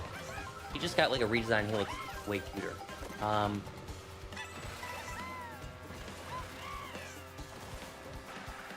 I think of any new character? I'm just gonna go with Penguin. That's the only one I can think of off the top of my head. And you know, I'm gonna Google it. Actually, I hope this doesn't... I'm not gonna go to the wiki. I was on the Mario Kart wiki the other day and it almost crashed my computer. I don't know why it was not working, but I'm not gonna do that again. Polygon, yes. Polygon will not crash my computer. Dry Bones is in the game? Oh. Sorry, Dry Bones, I forgot that you existed. New characters. Okay, Nabbit, Goomba, Cow, Hammer Bro, Coin Coffer? Oh, him. Sorry, there wasn't a picture, but then the picture loaded. I was like, who? Piranha Plant. Oh, wait, Conkdor is kind of cute. I'm kind of here for Conkdor.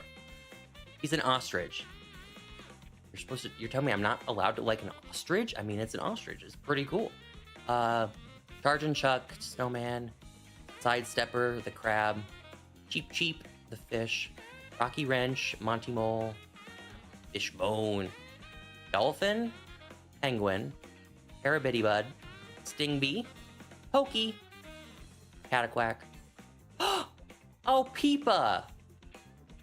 I think Peepa's cute. I think I'm still gonna go with Penguin, but I do like Conkdor and Peepa.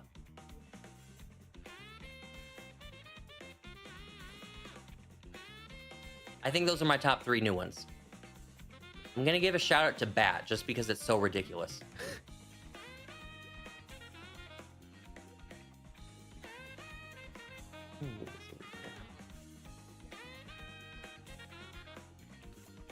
I like the Piranha Plant. I'm not gonna... Piranha Plant. It was listed as a new character. I'm pretty sure Piranha Plant was in Double Dash. Are they just listing it as a new character as in... Like, it wasn't in the last game, so it's back. That's what they probably did. I'm gonna say, I'm almost positive Piranha Plant was in Double Dash. He's not a new character. Actually, no, I'm positive he was in Double Dash because he had a weird combo. So in Double Dash, everyone had like a partner. So Mario and Luigi partners, Peach, Daisy, Toad, Toadette. Fun fact, they created Toadette exclusively for Mario Kart. That was her first game ever because Toad needed a counterpart. They created Toadette. There's your fun fact of the day. But Piranha Plant was in the game, and his counterpart, his buddy, is King Boo, which makes 0 sense. They have... What's the correlation? Mario Luigi makes sense. They look like. Peach Daisy makes sense. They're both princesses. Toad Toadette. They're both toads. DK Diddy Kong. Both the Kongs. It's the... Wait a minute. Is this part of the new course, or is this a part remake of one of the GBA courses? I forgot the name of it. It's probably not. That was my first time getting shocked with the lightning. That was kind of a long hit. It wasn't just like a spin out and keep going. Oh, we're soaring, flying. There's not a star in heaven that we can't reach. If we're trying, yeah, we're breaking free. I'm excited for Pokey and Rocky Wrench. I'm excited Monty Mole got in the game.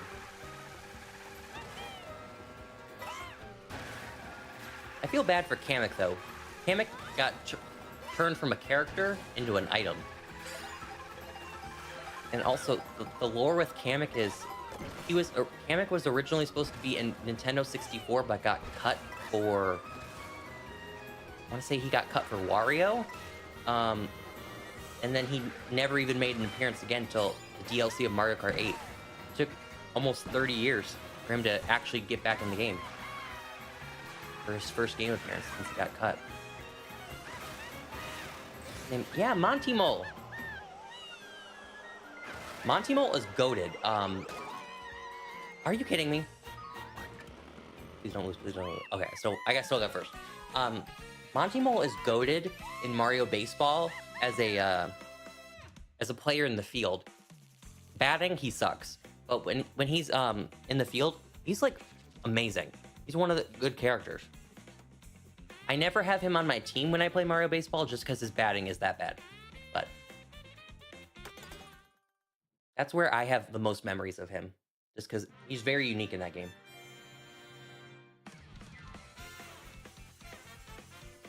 Whatever this course was, I liked it. I didn't catch the name, but I vibed with it. I also like this end screen for top 3 placements. This is really cute. I like this a lot. Everyone driving together, off soaring. Yeah, I actually, I like that end screen. Birdo!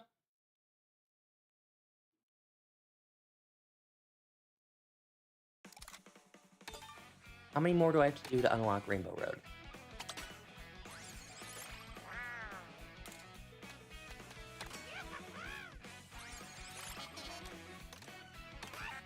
Wait, no, that's not the card I want.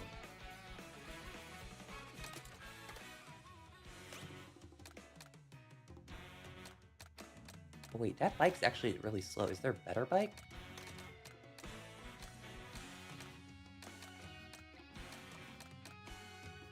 That's not a bike though, that's a 3-wheeler. Okay, so I just have to deal with sucky bikes. Okay, cool. Chat, I have to do 8 more. 8 more, and that, I presume that's how I unlock the last one for Rainbow Road. I think I'm gonna power it out. I have not eaten dinner, but I'm gonna power it out. We're gonna get through this. I'm gonna play Rainbow Road on stream, and then I'm gonna run. Run.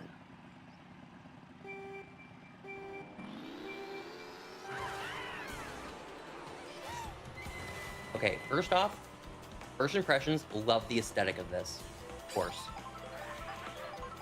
Love the bonsai trees. Love the autumn leaves.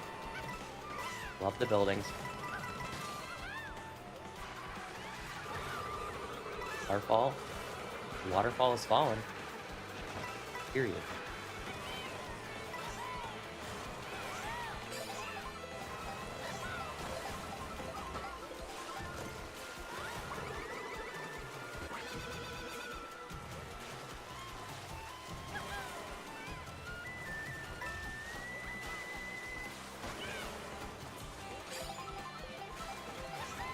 You know, one thing I have to say, one thing I haven't noticed, maybe it's because it's really only prevalent in Knockout Tour. I've not noticed the 24 players. Like, there could be 12 players in a race right now, and I wouldn't really know the difference. I really don't feel it. Maybe it's just because there's a lot less items in this game. So there's not, like, a lot of, like, things in the back, like bullet bills or... What else was the item in? I don't know. There's not a lot of those, like, last place items. They really, actually, thinking about it, they really cut a lot of items. They brought some back, though, and introduced new ones, so that's in place, but...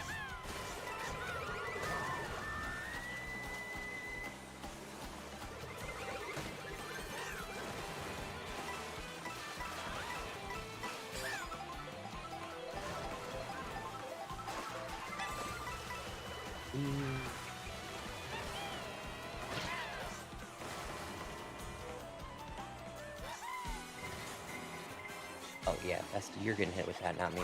Sorry. Hate that for you. Hate that for you, Daisy.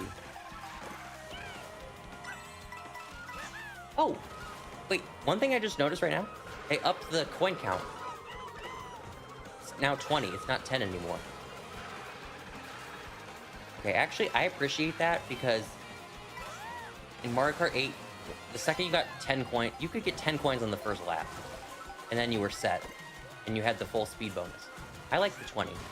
Assuming that the coins still give you... Oh! Oh! Oh! That was my first time driving on a wall. And it lasted for 2 seconds.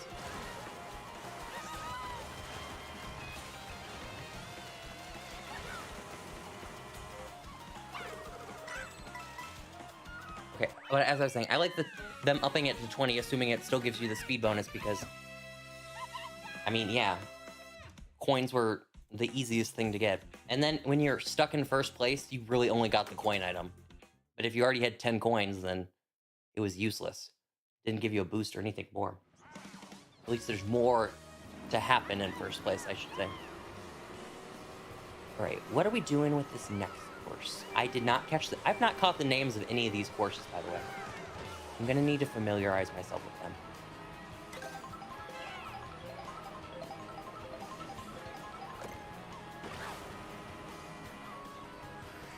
The Ring Mat King and Queen of the Ring, but it's... Why do they do this to us? Why do they give us what we want, but at all the wrong places? I hate that. I genuinely dislike that. I wonder who's gonna win, though. Oh, well, that's a dumb question. Roxanne, Julia, or Stephanie? I'm gonna go with Stephanie off the top of my head. I don't think it would make sense for Roxanne to win just because she's got the Judgment Day stuff, it seems. It's like the main storyline. And I think Stephanie's the more popular between her and Julia, so I think I'm gonna go with Stephanie.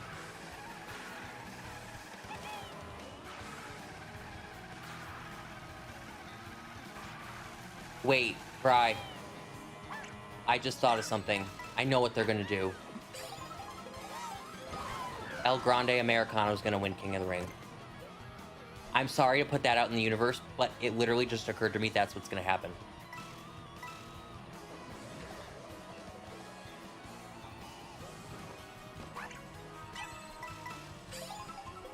That is upsetting. That is very upsetting. Chat, for context, WWE has a character right now. He's a former U.S. Olympian. Is he part Native American? He might be part Native American. Either way, still problematic what his character is right now. He's a U.S. Olympian for wrestling. He's normally short hair, short brown hair, wears a singlet, looks like a wrestler. Recently, he's had a character change. He is now El Grande Americano. Again, keep in mind, like I said, he might be Native American, but I'm pretty sure he's white. He's got a large percent of white DNA. And he now wears a like a luchador mask, like what they wear in Mexico. And they wear luchador mask. That's probably a dumb question. Do they wear luchador masks outside of Mexico? I just know it's massive in Mexico. That's why, because they have actual luchador like rules in Mexico. Like if you lose your mask, you're not allowed to get it back. They made an exception for Rey Mysterio though. But yeah, to say his new character is culturally insensitive, very much so. Yet they are not hearing our cries. I mean, I'm not gonna lie, there's a lot of people hate it. Hate it because A, he's better than some stupid like character like that, and secondly, it's very insensitive. It's not a 2025 character. This is something you would have saw 25 years ago. Would it have been okay then? No. Culturally, no one would have cared 25 years ago. But now, definitely, I think that's not it. That's not it, WWE.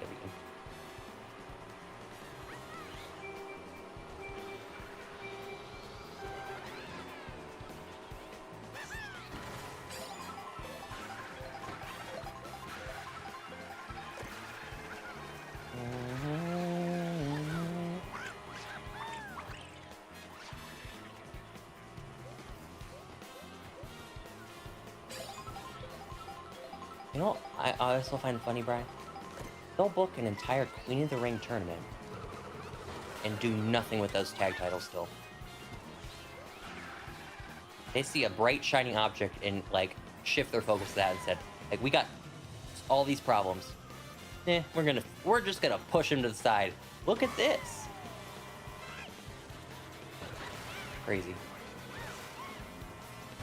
I know I know I said this in the WWE server, and it literally pained me to say, I'm at the point, I was like, no, just give him time. Give him time. One day the titles will get, like, a lot more importance on them. I'm at the point where I'm in the team of, if they got retired, it wouldn't really affect a lot of things. And that breaks my heart to say.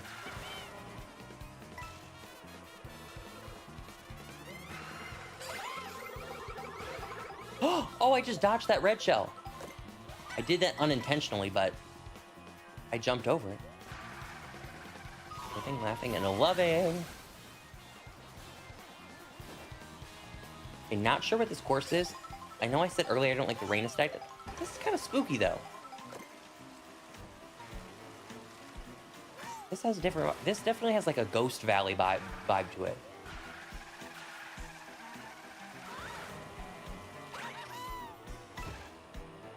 Yeah, this one definitely fits like a spooky aesthetic, so I'm more okay with it than like Neo Bowser City, where it's like raining. Like, why is it raining in Neo Bowser City?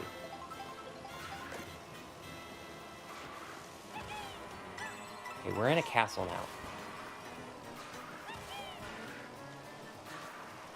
now. Oh, this is the movie course that was in the trailer. Oh. And you're driving on film.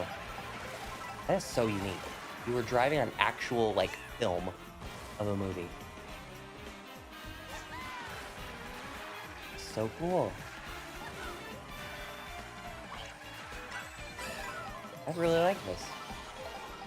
Oh, and you like, meet them going backwards.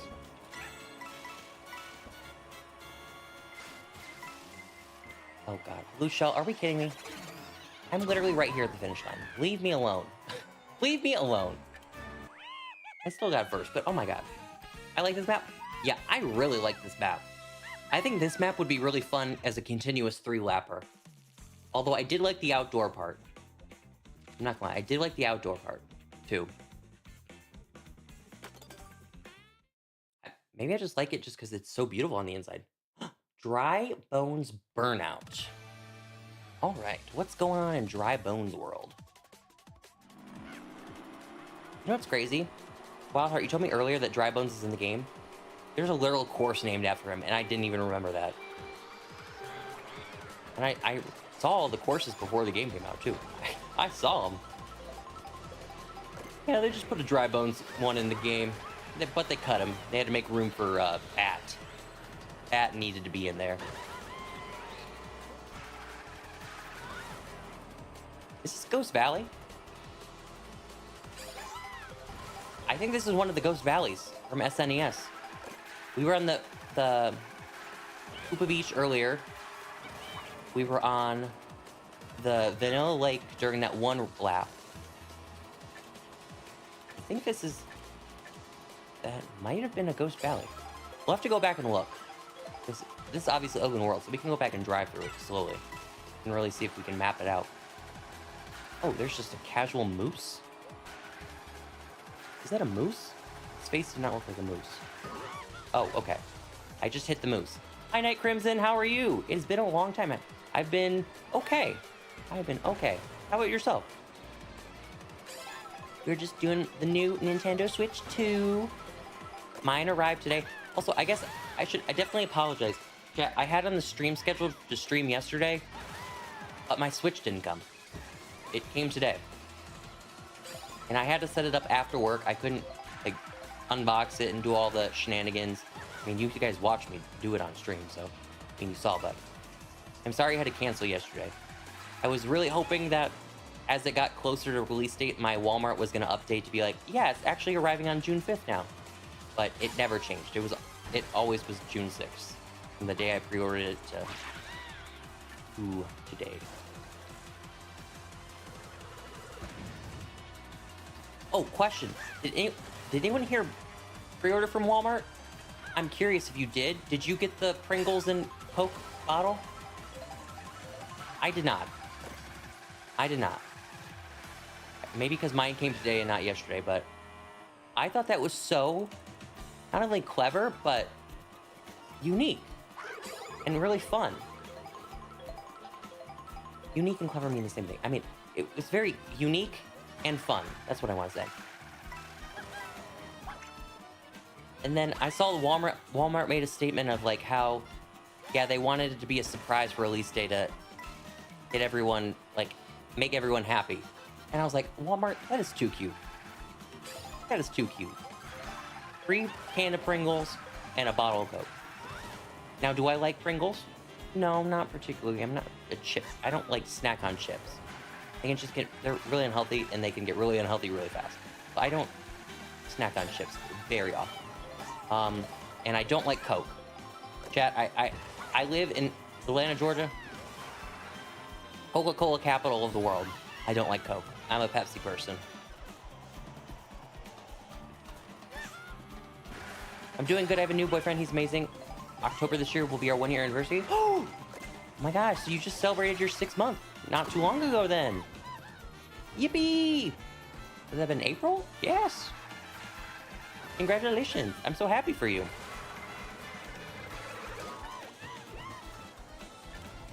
Yippee. I should add that sound effect to my board. I just say it so much, and I played so much a repo that now it's just like, yippee, yippee!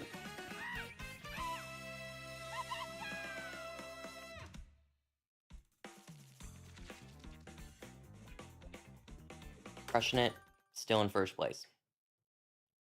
So I guess it's not the problem of getting first place at the very end, it's sometimes just getting to first place in the race because the cart's slower.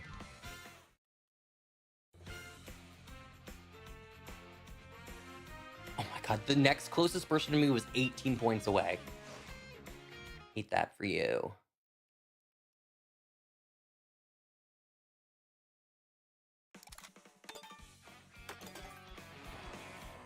Oh, I did not want to do free roam. I did not mean to do that. I do not want to do free roam. I want to do Grand Prix.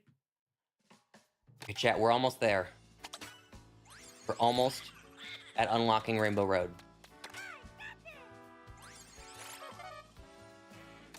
I got a bike. What are the stats on this? I'm gonna drive this. It's a lot faster than the one I was using. I'll see how I like it. Got Moo Moo Meadows, Choco Mountain, Toad's Factory. Yes, I knew it was coming back, but I forgot off the top of my head. And then a brand new Bowser's Castle. All right. They completely redid Choco Mountain, though. So let's see if I like it, because I'm not a fan of Choco Mountain. Never have. Maybe never will? I don't know. We'll have to see how the changes affect it.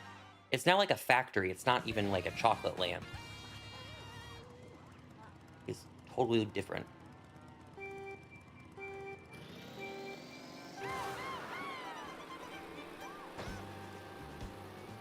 can't believe they brought back Moo Moo Meadows again, especially base game. I guess they know how popular it is. It is a fun course too, so don't get me wrong, but I guess I don't know. I don't know why I'm surprised, but I'm surprised that they brought it back.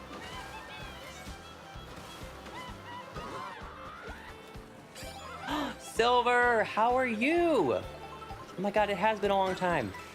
My apologies for not streaming more often, but that changes. I'm gonna be streaming 3 to 4 days a week now. I'm back to it. Appreciate you stopping by. Been a while. I've not got the Switch yet, hoping that Witchbrook game gets ported to Steam so I can get it sooner than later. I've not heard of that game. I have not heard of it. Ooh! Actually got stopped. I mean, I will say, I only done 2 games on the Switch today. I loaded up Scarlet and Violet and played it in 60 FPS, and it was like a brand new game. It felt like a brand new game. It wasn't laggy. There's no frame drops. You were able to move around in the game.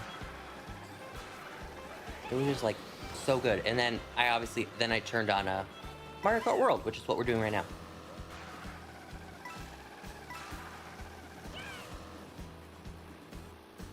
Witchbrook was in the Nintendo Direct. Basically, it's a cute 2D style witch school cozy game, and the art style looks like Kiki's Delivery Service.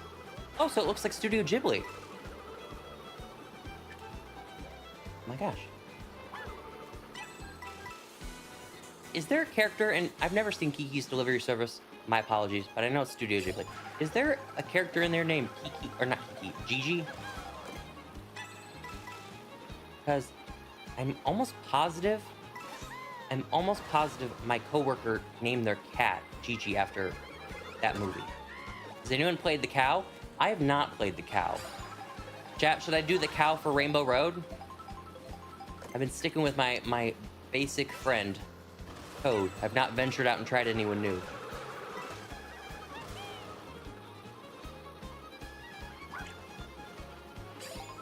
Wait, if I don't have cat, or not cat, if I don't have cow, maybe I'll play as Bat.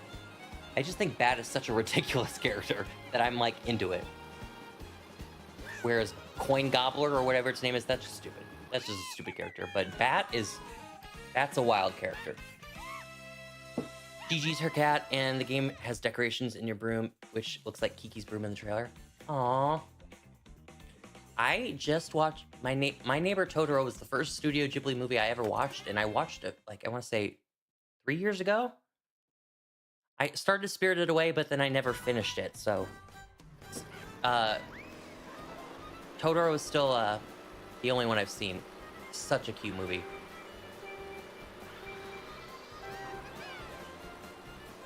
I think it's maybe the magic. I know everyone loves Studio Ghibli, and I can see why after watching Totoro.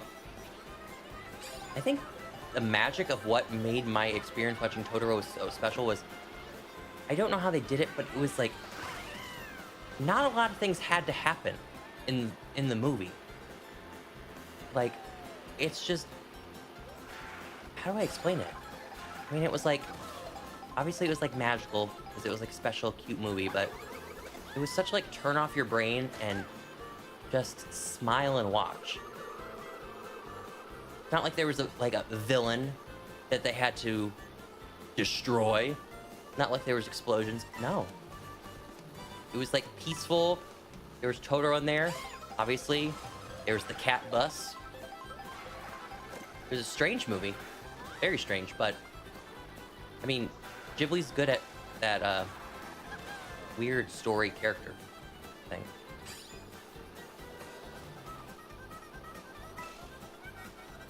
If you want something a little more Princess Mononoke, I've heard of that. I've also heard of Howl's Moving Castle, Fry. Whose favorite is that? I think that's Fox's favorite. I think it's someone's favorite.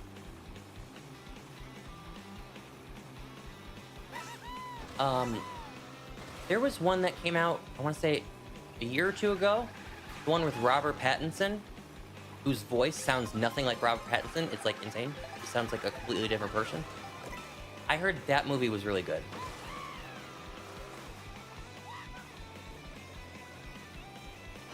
It's is it heron? It has the word herring in it. The heron. Something in heron, right? Something like that.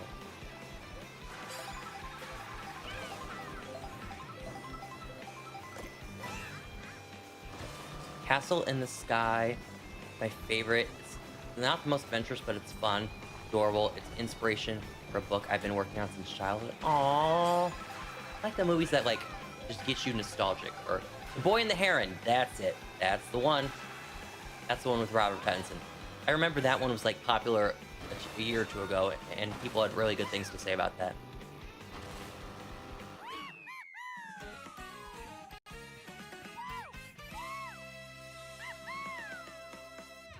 I also did not know until fairly recently that Disney handles all the releases of Studio Ghibli in the United States. Like, they're in charge of distributing it and dubbing it and all that. I had no idea Disney was involved. They don't make the movie in any way. They just put it out for America, but it was a fun fact I had no clue about. A movie I've also not seen from Studio Ghibli,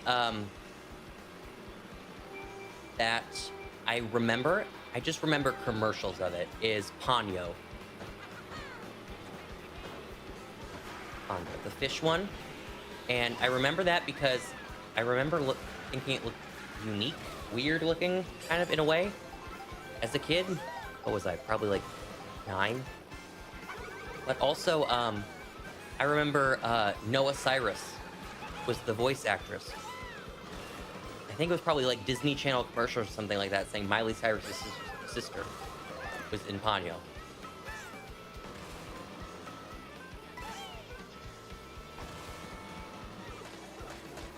You know what?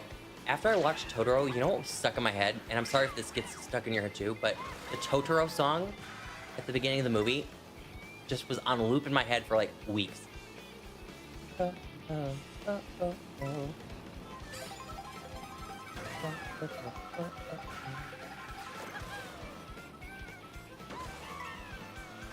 know someone whose favorite movie is Kiki's Delivery Service. I forgot who. Let's find someone in the server. There's like 50 people in there now. Some of the animators worked on The Last Unicorn would later go to work for Studio Ghibli. Oh.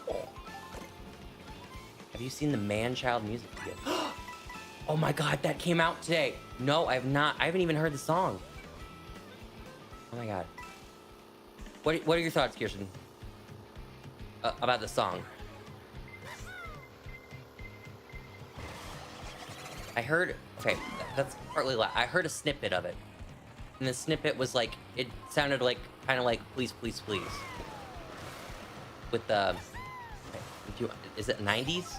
90s sound? And I saw someone quote tweeting it, and said, I can't wait for the sound to go away from music. It's just the Jack Antonoff sound, which is unique,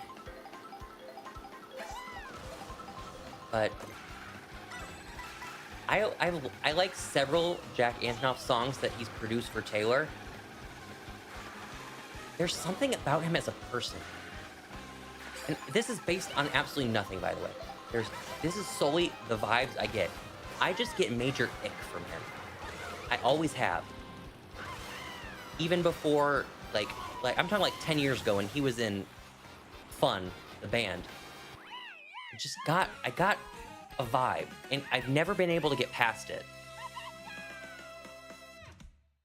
So he's made several Taylor songs that I like. I mean, he helped write and produce Getaway Car from Reputation, so like iconic. But I think my problem with his music is the synth. You're right. It is coming back. His songs have so much synth in it. It was very, very evident on Midnight's. I think Midnight's kind of got away with it because that was definitely what the album was. It was the synth pop, but there was a lot on Tortured Poets Department too. I just didn't think it fit Tortured Poets Department.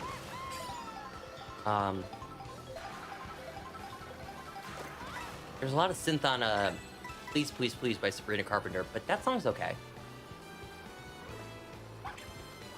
It's great work with Florida. Did he probably produced Florida then? Because it was either him and Aaron. I think Aaron did the anthology and he did Tortured Poets Department. I think that's how they split it up. He must have produced Florida then. Oh. You know what's crazy? Where did I hear Florida? Where did I hear that? What place was I in? Literally just days ago, Florida was on the overhead speaker of a establishment whose name I cannot think of. God, am I dumb? Why can I not think of? Where was I?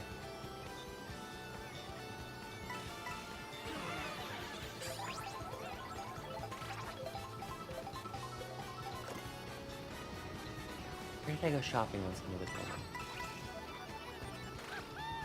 God, how can I not even remember what I was doing Sunday?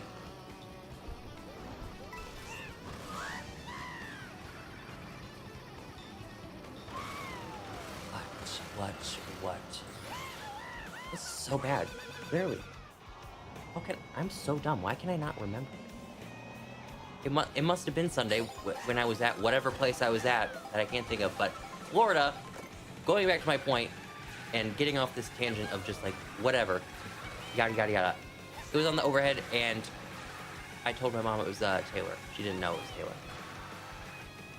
Florida, one hell of a drive.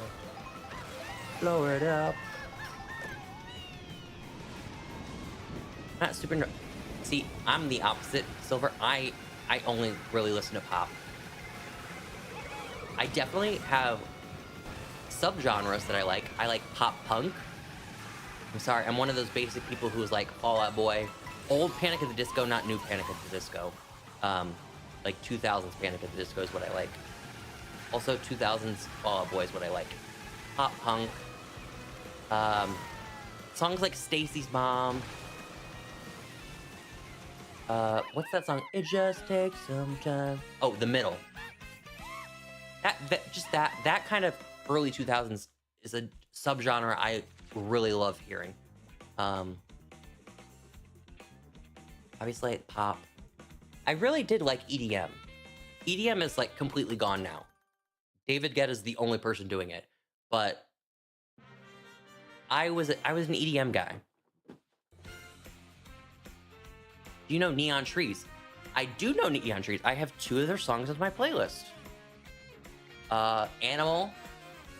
I'm so basic. I have their 2 most popular songs. What is their Animal and Everybody Talks. I didn't even need to look it up on Spotify. Those were the 2. Speaking of, you know, that's a really good. Olivia Rodrigo didn't even cross my mind. She is like really modern day pop punk, and I know probably pop punk people will laugh at me for saying that, but like, she's kind of got that Avril Lavigne to her, where it is pop music, but it just has that like edge to it. You're so right. It has been 2 years since her last album. Is she still on tour? I feel like she's been on tour for 8 years.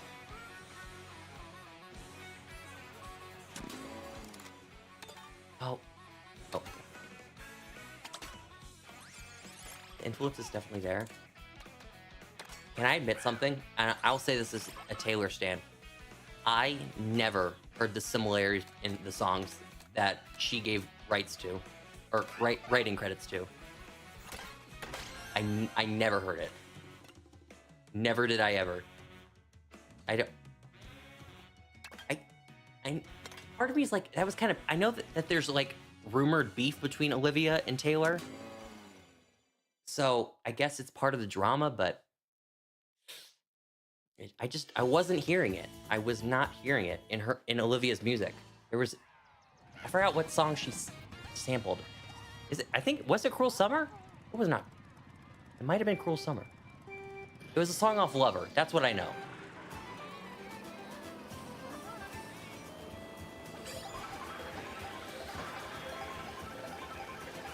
Can finally listen to Reputation about Kim Guilty.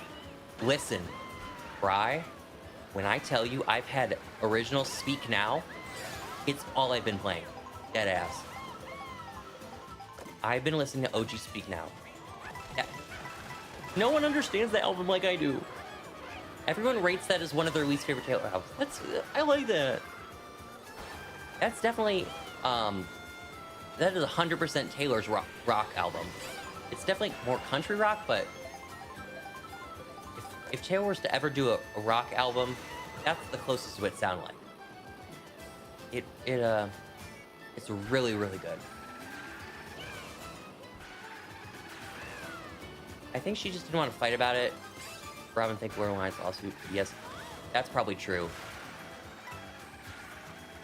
Although, what is it? I feel like Marvin Gaye's family has fought a lot of people in court. Am I just making that up? Blurred Lines, and I think there was Ed Sheeran too. They were going after Ed Sheeran. Like, do they just spend their free time going to court? Blurred Lines, I remember hearing, and that was just a ripoff. That was so true. So, like, good on them for getting that, but I don't remember the Ed Sheeran one, but I think they were just in court doing something. I know you're a big Florence and the Machine fan, Kirsten. What songs do I have? I have No Light, No Light, Shake It Off, and Dog Days Are Over. God, every time I just say songs that I have on my playlist, they're the most basic songs from every artist. Yeah. Dog Days Are Over, No Light, No Light, and Shake It Off.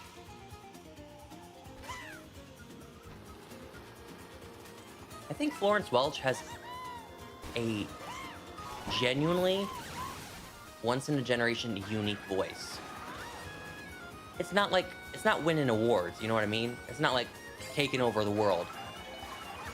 Like someone like Adele, who, when you hear Adele. Adele has the most, it's her voice. There's no one like Adele. That's kind of what I feel like Florence Welch is. She's just a lot less, not #1 album, not charting on radio or anything like that, but still making very popular music out there, and people are very receptive to it. You know what's a good comparison? Lana Del Rey. Lana Del Rey does not have commercial music, like on radio or anything like that, but she has a large fan base of fans on streaming, and she's made, she was nominated for Album of the Year a few years ago, wasn't she not?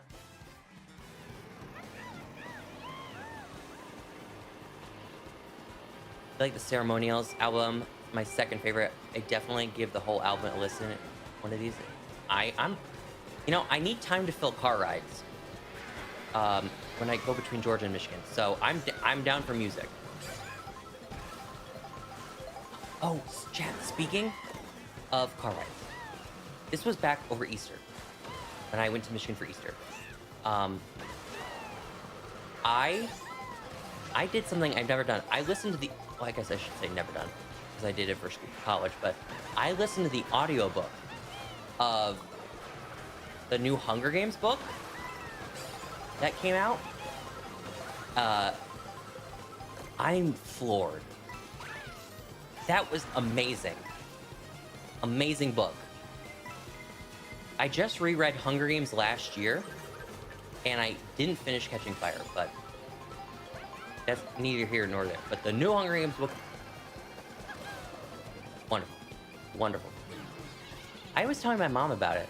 I was like, I genuinely, there are certain things I want to, I need to see in the movie. I need to see them come to life.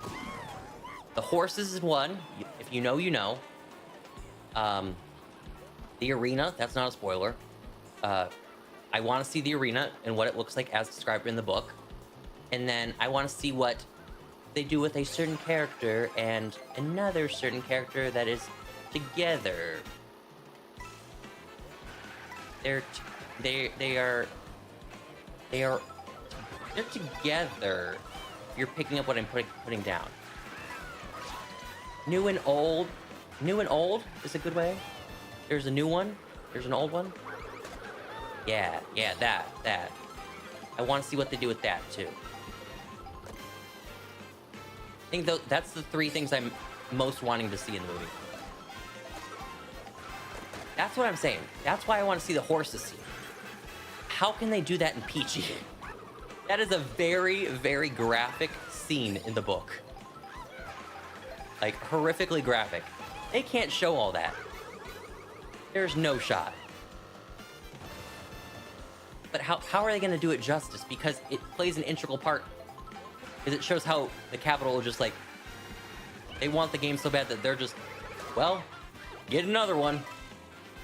One's there, or one's gone, get another one. Just go pick one. Like, which is such a crazy thing, but the casting has been fantastic. I know a lot of people were upset that Kiefer Sutherland wasn't cast as President Snow, but I understand why people fan casted him. Maybe I was just thinking maybe he doesn't want to replay, he doesn't want to do a role that his dad already did. Maybe that's one explanation. And also the other explanation was maybe he's still grieving his father's passing and he didn't want to do the movie. So I'm okay with Ralph Fiennes being President Snow. I'm totally good with that. And to be Voldemort and President Snow is kind of a crazy villain combo. That's like a real evil duo. I'm very excited for Elle Fanning. I know that was the biggest fan casting that everyone was wanting and begging for, and it actually came true. That is amazing. She is perfect for Effie. Perfect. Oh, also, I guess one thing I will say about the casting, this isn't spoilers about anything. I like that they picked a lot of unknown actors or relatively new actors. Like Haymitch, I've never heard of who's playing Haymitch. I've never heard of that guy. I know who I forgot his name. He's in the new Karate Kid movie that just came out. I don't remember his name, but he's really relatively new as well. He's not in a lot of movies.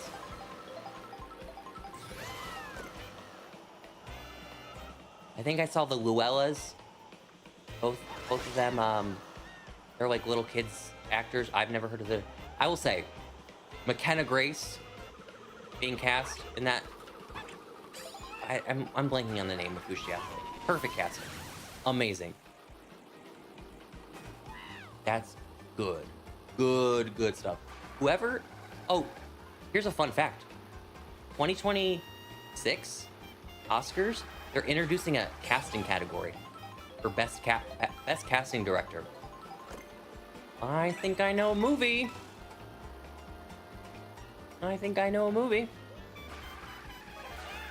It's not going to win any awards like Best Picture or Best Director, but Best Casting?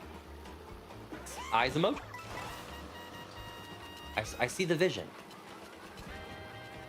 It's like how Wicked was nominated for all those awards, but it didn't win anything except for like costumes. It's like, really? Wicked was a good movie, but just because it's like a musical and not like a serious drama, it didn't win any Oscars. I feel like every Oscar winner is a like dark. Why do I feel like a lot of things that have won the Oscars are just like war movies? War movies are historical movies, like based on like biopics. Can't believe Amelia Perez. I've never watched it. I will never watch it. I saw some things on TikTok. It looked horrid. Like, horrible. It looked absolutely awful of a movie. I don't know how it got nominated either. From the clips I saw, let alone winning some, by the way, it won. I think Zoe Saldana was it best act. I think it was best supporting actress, not actress. I think she won supporting. Better Into Spiders was the very first superhero movie to ever win at the Oscars. That's crazy. You know what I also find crazy? This is on the topic of superhero movies. Much love and respect to Into the Spider-Verse. Oh wait, no. Into the Spider-Verse came out before, so never mind. Yeah, it would have still been the first comic book movie to win an Oscar. Angela Bassett in Black Panther 2 not winning the Oscar. I don't know. I can't. I don't. What were they? Who voted? I just I like Jamie Lee Curtis, but and I didn't see the movie she was in, with all due respect, but for what Angela Bassett was able to do in a quote, what you know how people always look down on comic book movies as they're just like action, they're not serious. There's a lot of directors like Martin Scorsese just absolutely hates comic book movies. He thinks they're awful, and he said that publicly. Oh, Chad, it's time for Rainbow Road. But wait, technically, Silver Sky. I don't know how it's Silver Sky. Silver. Wouldn't Heath Ledger count for superhero movie as the first win? He won Best Actor for Joker. Angela Bassett did the thing. Viola Davis, a woman king.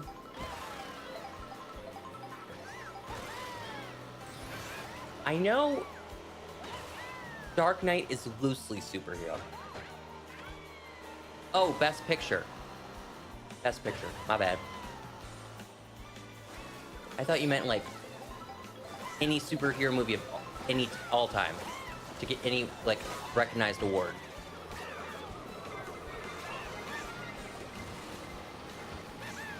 Now I'm thinking about Dark Knight. Good movie.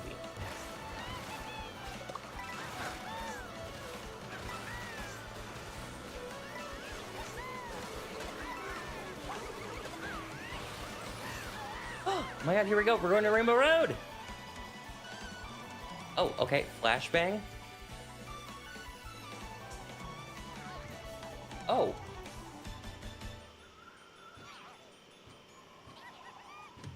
Oh my god, you can see the entire world down below. I love this road. It's so pretty. I like those color combos.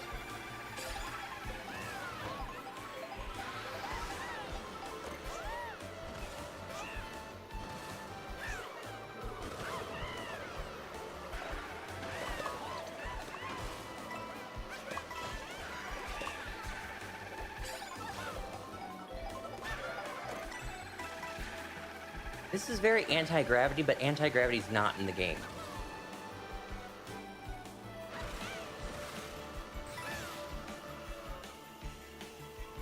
This is giving me 3DS Rainbow Road vibes. Like the last lap of 3DS Rainbow Road. That's what I'm getting here.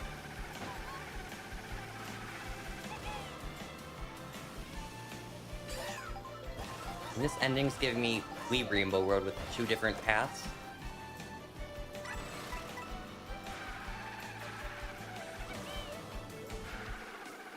I like the music too. I heard several of the songs in the game. They've remade a lot of tracks or other Mario game themes and put them in the game. Even if the track isn't in the game, they've remade some of those songs. Just as background music when you're in the open world. Oh. Wait, this is pretty. Oh, is this like... I see Lumas. Okay. Wow, this is... gorgeous. I love that blue. There's the train, like N64. Are they taking the best of every Rainbow Road into one? I've now called out 3 different... Actually, I can call out another one. At the beginning when you could see the road, or the world below, that's just like GameCube Rainbow Road. You can see Mushroom City below in that version. So that's 4 I can think of.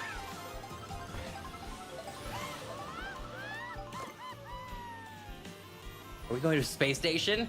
All right, add another one. Add another one. We've got ourselves Mario Kart 8. Another one to take inspo. This is a really long course. Oh my gosh. I'm not necessarily mad about it. I'm really noticing the length. I feel like I've been in 18 different worlds. Again, not in a negative way. Okay, I'm not feeling this part. Frickety frick frick frick frick. Please be the first. I'm no longer the first. Yeah, I didn't like that. Wasn't a fan of that space station part.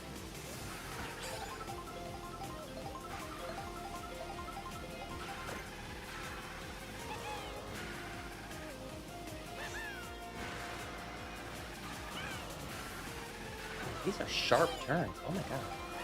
Imagine doing that on 200cc.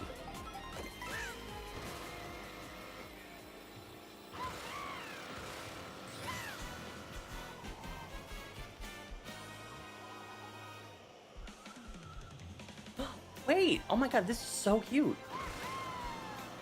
It looks like you're going up. Oh no, you're not going up. Are you going up? It's an optical illusion. It looks like you're going up, but you're going straight. Okay, I'm gonna say it again. I really like how this road looks. I'm so glad I went spoiler-free with this. I did not see anything Rainbow Road. Except for I saw something about like I saw the clouds in like a picture, but... Oh, please. Who shall leave me alone?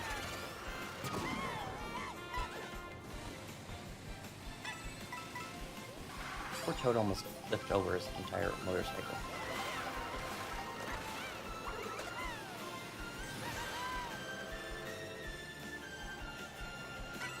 Okay, this definitely has to be the longest Rainbow Road. This beats N64 Rainbow Road. That course takes 6 minutes or so to beat in the original N64. They fixed it for Mario Kart 8, but the original one is a boring nightmare. This one isn't boring, though. Just long.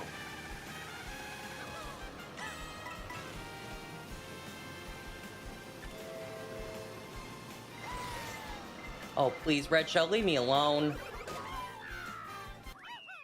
Oh! Oh, I went over the finish line. It's fine. Alright, first place.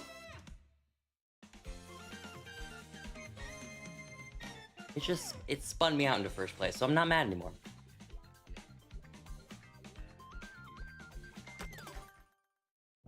Alright.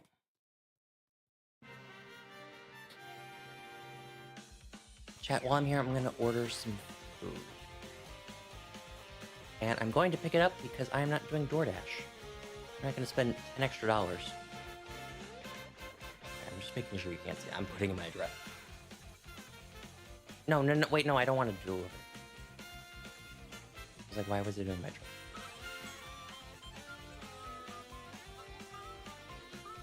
The only horror movie to ever win Best Picture is Silence of the Lambs. That is correct.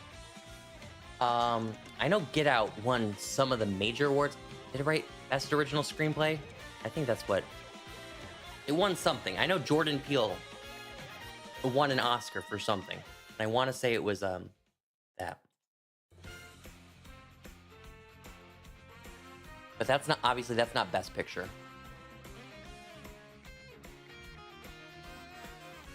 But that's the only other horror movie I can think of off the top of my head. Besides Silence of the Lambs.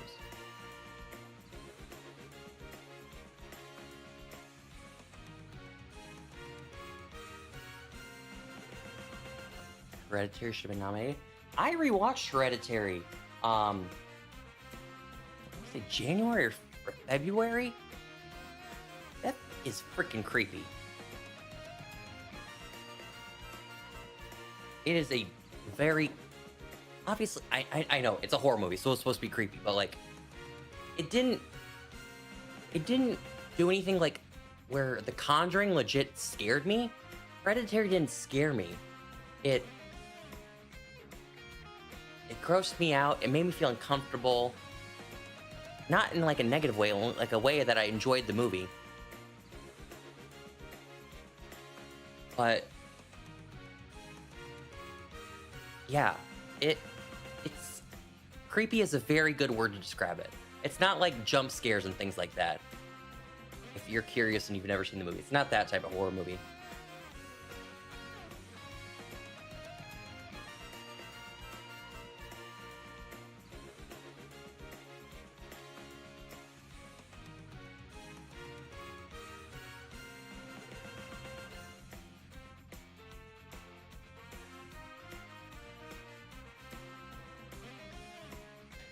Not sure if Osprey liked Illumination Sync. Yeah, unfortunately, they never like they never really nominate animated movies. I can think of Toy Story 3 was nominated. They used to nominate the original Pixar movies. Toy Story, Toy Story 3, Ratatouille. I don't think The Incredibles got it. WALL-E, Up. Those definitely got nominations back in the day. Not a lot of recent things that I can think of off the top of my head for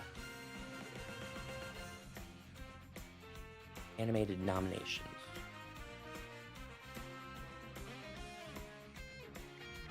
Midsummer. I also rewatched Midsummer. Back in January or February. Whenever I did Hereditary, I also did Midsummer. I was on a horror movie kick.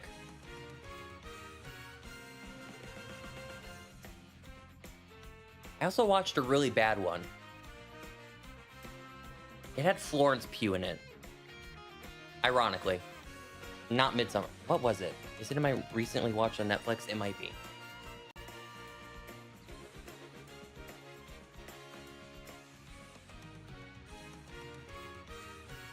Okay.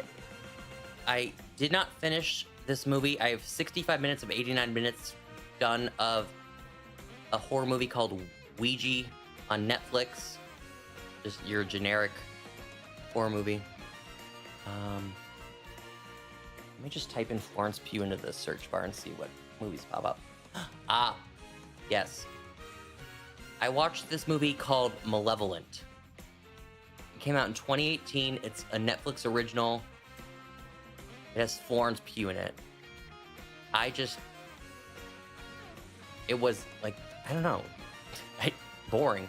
I can't say totally boring, but yeah. Actually, okay, while I'm on Netflix, and since I ordered my food, so it's gonna be, what time is it? Okay, it'll be ready in 15 minutes. Okay, let me just go through the horror movie section real quick on Netflix and see if there's any good ones. Ew, what is this Talk to Me movie? Yeah, in 2022? The picture they used for the movie is just so creepy to look at. That's why I'm like, oh my god, what the heck is that? Barbarian? I don't know what Barbarian is, but it's in the top 10. Us? I've seen that. I saw that in theaters. Jordan Peele. Annabelle I've seen. The Nun I've seen. Ouija Origin of Evil I've seen. I've seen Creep 1 and 2. Both are on Netflix. As the name implies, it's creepy.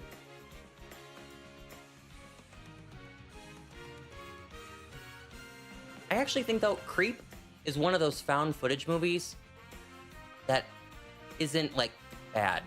Remember, like, in the late 2000s, early 2010s, like, all the horror movies that were coming out were just found footage ones? like Paranormal Activity. The first two, actually, the first few Paranormal Activities were good, but just that type of thing. Yeah, Creep is a good found footage one. Oh, I've seen this one. This was years ago, though. I've watched this Netflix horror movie, In the Tall Grass. It had Patrick Wilson in it. He's the dude from The Conjuring, Insidious, and all that. Oh, you want to know a good one I watched? I just watched this last year. It has Ned from Superman. Not Superman, excuse me. It has Ned from Spider-Man in it. It's called Tarot. It's about tarot cards. It's a scary movie, obviously, but it's actually kind of funny. They throw comedy in it. But yeah, it is creepy. It's a good one. I have not seen the new Scream movies. I have no interest. I feel like I've seen the first Scream movie. I've seen enough.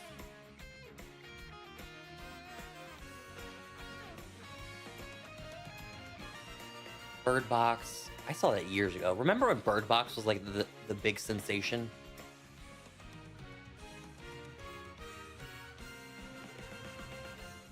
The Last Scream? Oh, heard of that one.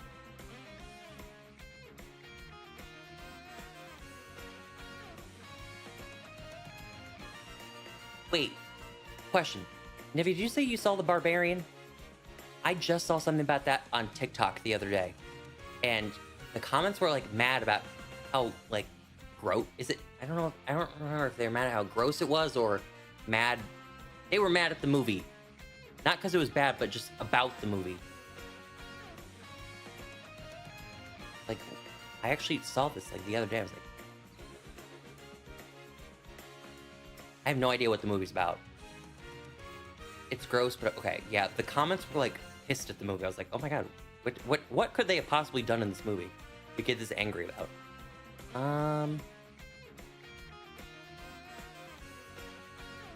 Netflix doesn't have like the best selection of horror. I actually don't know if Netflix has ever had the best selection of horror.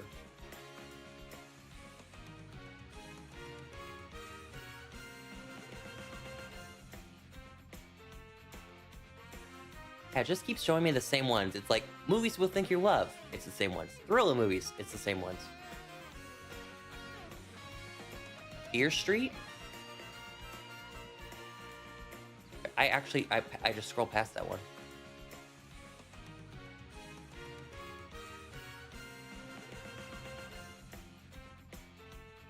Ew! Is it? Oh my god, this is like a... Okay, chat, I have to share my... If you don't like scary movies, now's the time to click off. I'm going to share my screen. I don't know what this movie is. It's Annabelle on crack. That is a creepy-ass doll. And not even scary. It's just... Not even like horror scary. It's just like the way it looks. Oh my god. Hold on. Actually, let me just take a picture of it instead. Or I can just grab one off Google. Hold on. Sabrina movie.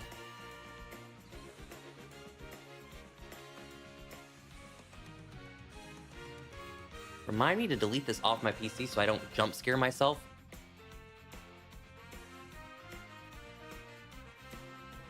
Okay.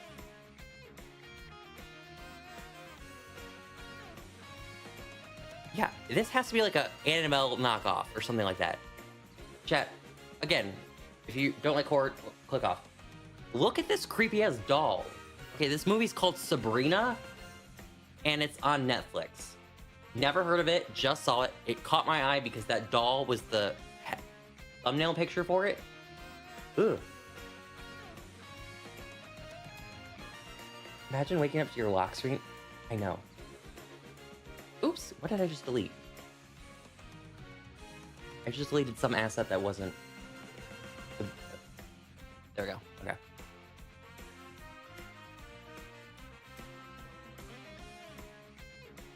And then let me delete it off my desktop so I don't jump scare myself later.